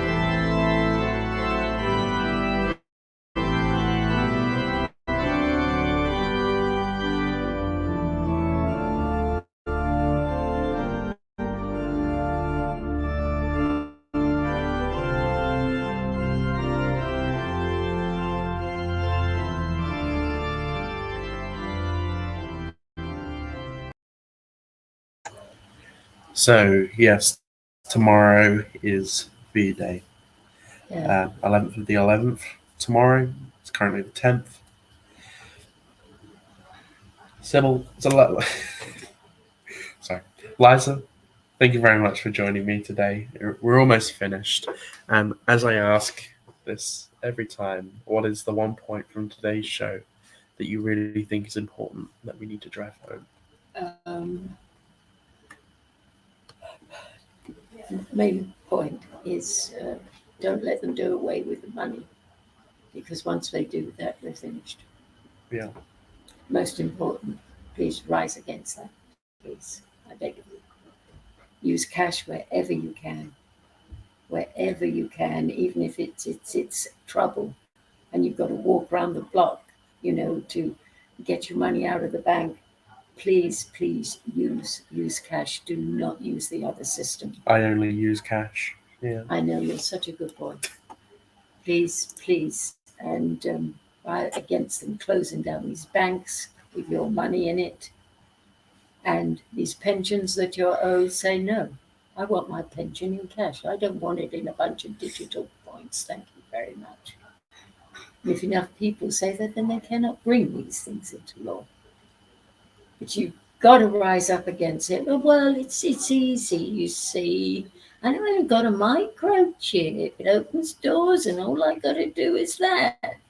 Yeah, well, you lazy cow. Start thinking what that microchip means. Yeah. And I'm sure just putting random microchips in your body, won't lead to cancer at all. No. I mean, come on. Why you think for a second? No. Honestly. It's very convenient. Please. We've been, back talking here to try and coat the pill and make it funny. It is not funny. It's very, very, very, very serious. But take it seriously and laugh at these people when you're saying, no, we're not having it, darling. No. Laugh at them.